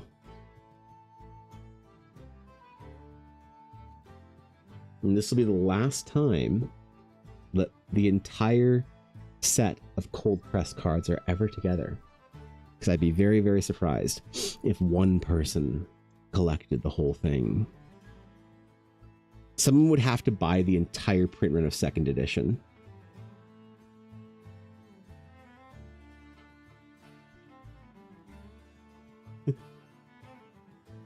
And that would be a lot. So, all right, cool. Hold on. Let me inspect it real quick. That's all centered. Is that? Oh, I think it's about the same place where the beta stamp is. Oh, I don't want to mess with it while I'm printing. Eldara Series 1, 1st edition. Cold press, where the beta stamp would be. Yeah, man, I think that's good. The 1st edition seal is there. I wonder if one of the, like, I wonder if one of the commons will become more like valuable or whatever. Like Atari made a joke about being willing to buy every Sabine or wanting to buy every Sabine Kernam card he could get a hold of, because I guess he liked the game and thought she was cool, because I thought she was cool, and I appreciate that. I feel like if I could think of cards that would be more like, I think definitely the Relician Feathered Goblin Monkey will be remembered properly and well. I think maybe Lord Ashton because of the meme, but I think the meme will be forgotten, to be honest. I think the Shadow of Azathran, because it's the only dragon and it's right in the center of the print page. I think that the Shadow of Azathran will be a really important one, or well loved card as well. Any of the environmentals that are in color obviously are cool, but I need to make probably, I think, a proper promo of the Northmark Forge Hut. So this Forge Hut, the comp piece number 2 is actually one that I made for Thorkin initially. So I need to make a Northmark Forge Hut promo for Thorkin specifically, because that was art that Thorkin actually requested on a Friday request stream. So, and also I need to make a Shadow of Azathran for Steph, because this card she requested when she won a giveaway. Actually, she won a giveaway for a character sketch, and she said, could I ask for a dragon? And I was like, a dragon would take me like 5 times as long as a character portrait. So yes, I'll do it, but could I use that art for other things in Eldara? And she said, absolutely. So the Shadow of Azathran card is like, it's very important to me because it is art that I made for Steph that I use for Eldara. So I don't know if Steph really gives a shit about trading cards and stuff, but I'm going to make her also a 1/1 Shadow of Azathran promo. Are there any others here? Evangelina Cornithar, Gorn, Malaya, Astari Gate,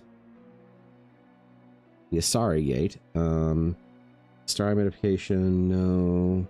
Oh, Mala, I forgot this character was requested as well by somebody. That needs a promo for her. And was there anyone else? I don't think the Consortium Parish Master was the one that Cobalt requested. No, it wasn't, because Cobalt requested more development on the Consortium. So when I do the Consortium card, whatever the piece is for the Consortium, Cobalt will get like the fancy promo for it. And I think that's the only thing from the base set that I need to make promos of for anyone specifically and particularly.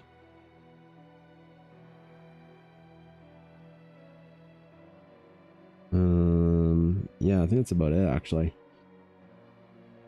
They don't have any like Ella Blackwood cards or Dasher. I don't think I have a card in here for. Oh, you know what? Sorry, the Arukai Monk as well. I forgot the Arukai Monk. That was for a request too. So, yeah, that was Mel's, I believe. I'm almost positive it was Mel's anyway. Fuck yeah, dude. All right, cool. There'll be two copies of each cold press common. Then I have 3 pages in total, so I'll snip a couple of these off then. All right. nice toss, Evan. Let's fucking go, dude.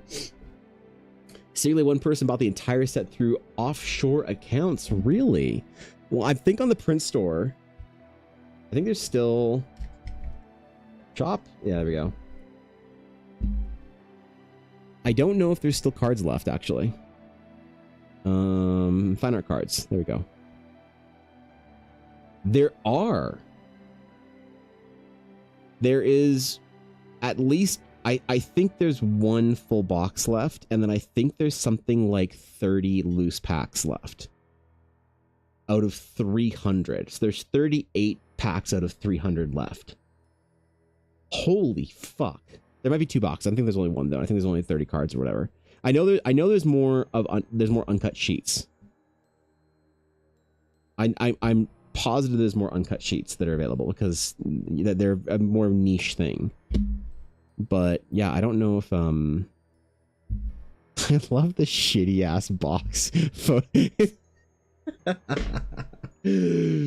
Oh man. the shitty ass box print. It's so funny. Oh man. Pack design not final. Pack design almost final though. that was pretty close, I will say. That's cool, man. I appreciate all the support, guys. Y'all are silly. All right. Second page, almost done. And then I guess we could throw in some pages for the first like proper print pages too. But hell yeah, dude. We're getting her done. Getting through it. Doing the thing.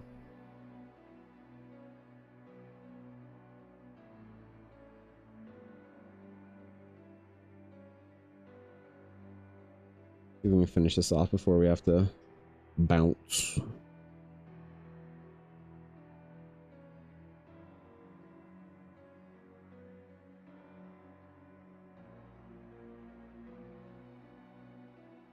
Oh, it's done. Sheet number 2. Finished. There's something unbelievably satisfying about printing off the pages. Cutting them is a little bit of an annoying pain in the ass, I will say. I have considered buying a $200 guillotine cutter to help me do it so that I can save my thumb particularly from falling off, but I kind of want to hand cut the first edition. I might get it for this. I know it's dumb. Like, what does it matter if it's hand cut or not? It matters to me. All right. Is there any benefit to being hand cut? No, actually less, because it means that it's more varied, that it's not going to be as like uniform, because there are going to be small little, you know, it's going to be off by like a millimeter here or there. But to me, for the first edition, that's actually kind of the point, is that they are imperfect in some ways. Unique and individual. I was saying to Ella, I wonder if I should sign every card because they are all fine art cards. She was like, isn't that like 2,000 cards? It's like, Good point. And that takes away from the signed, you know, whatever cards or whatever. What do you mean all glory to Saint Ella? Do you think if I put up a 1-of-1 Ella promo on the print store for $1,000 and left it for as many years as it takes to sell it, do you think someone would buy it? Do you think if I made a 1-of-1 Ella Blackwood print and put it up for $1,000, how many years do you think it would take before it sells? How many years? What do you think? Leave it to in-person signings? Yes, that's I think a better idea. Like, I'll happily, if somebody brings a card to an event, like, hand sign it, you know? But, for cards you get in the packs, I like them to be kind of, you know, a 1-of-1 44 by 44 Ella Blackwood art piece. Yeah, okay. Yeah, the 1-of-1 Ella print.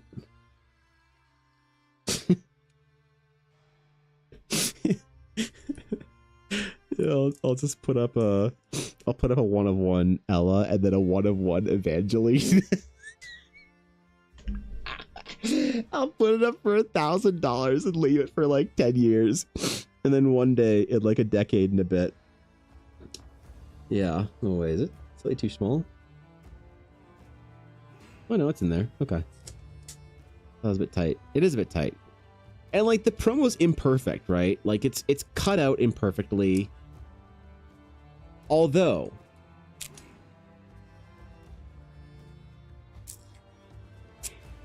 it would let me buy the guillotine cutter to cut Masterwork promos better.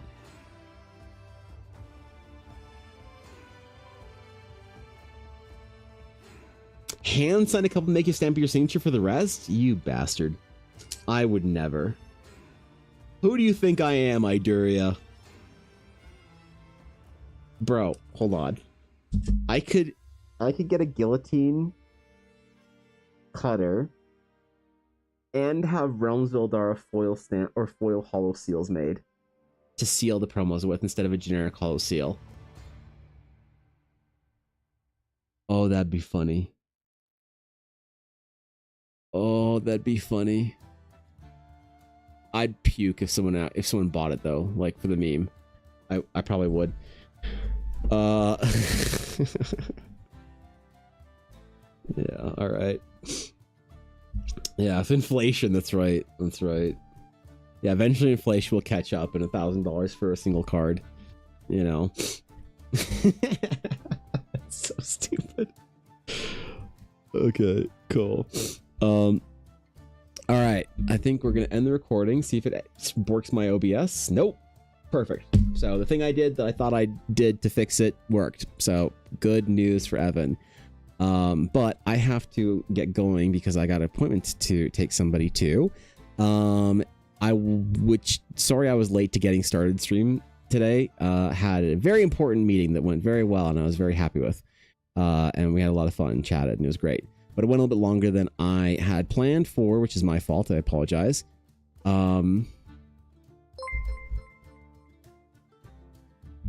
Did we look at the Assassin's Creed One crossover second. during break? I kissed the break I do chat. No, we didn't. Hold on. I just need to send something for Ella for the print store.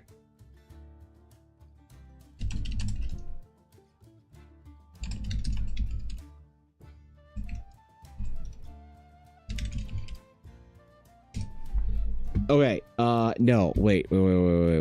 What is this shit?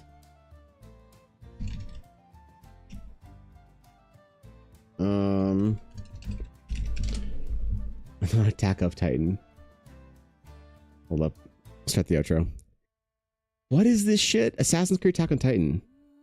Full quest? What the is this official?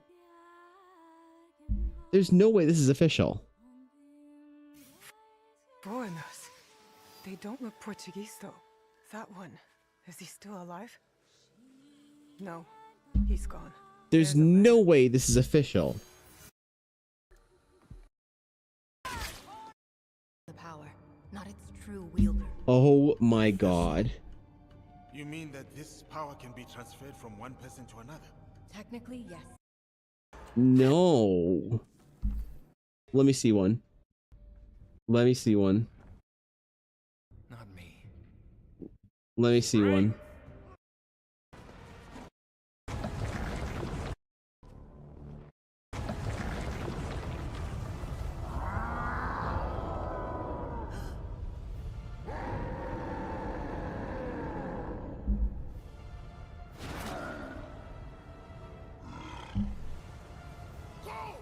There's no way this is real.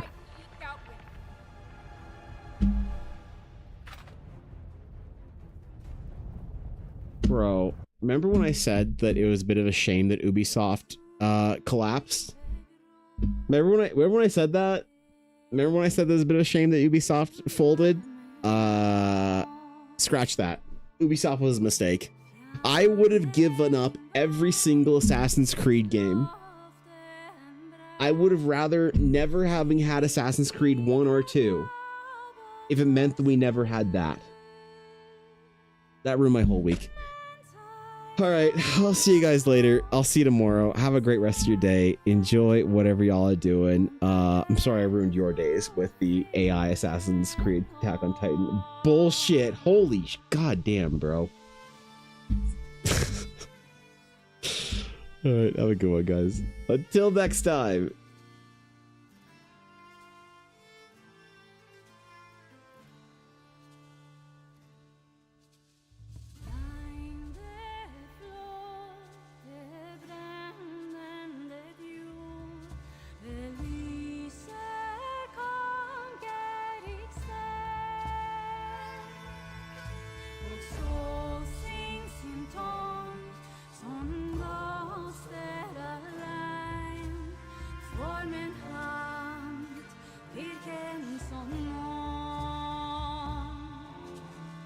Vi springer ifrån det hun skjer.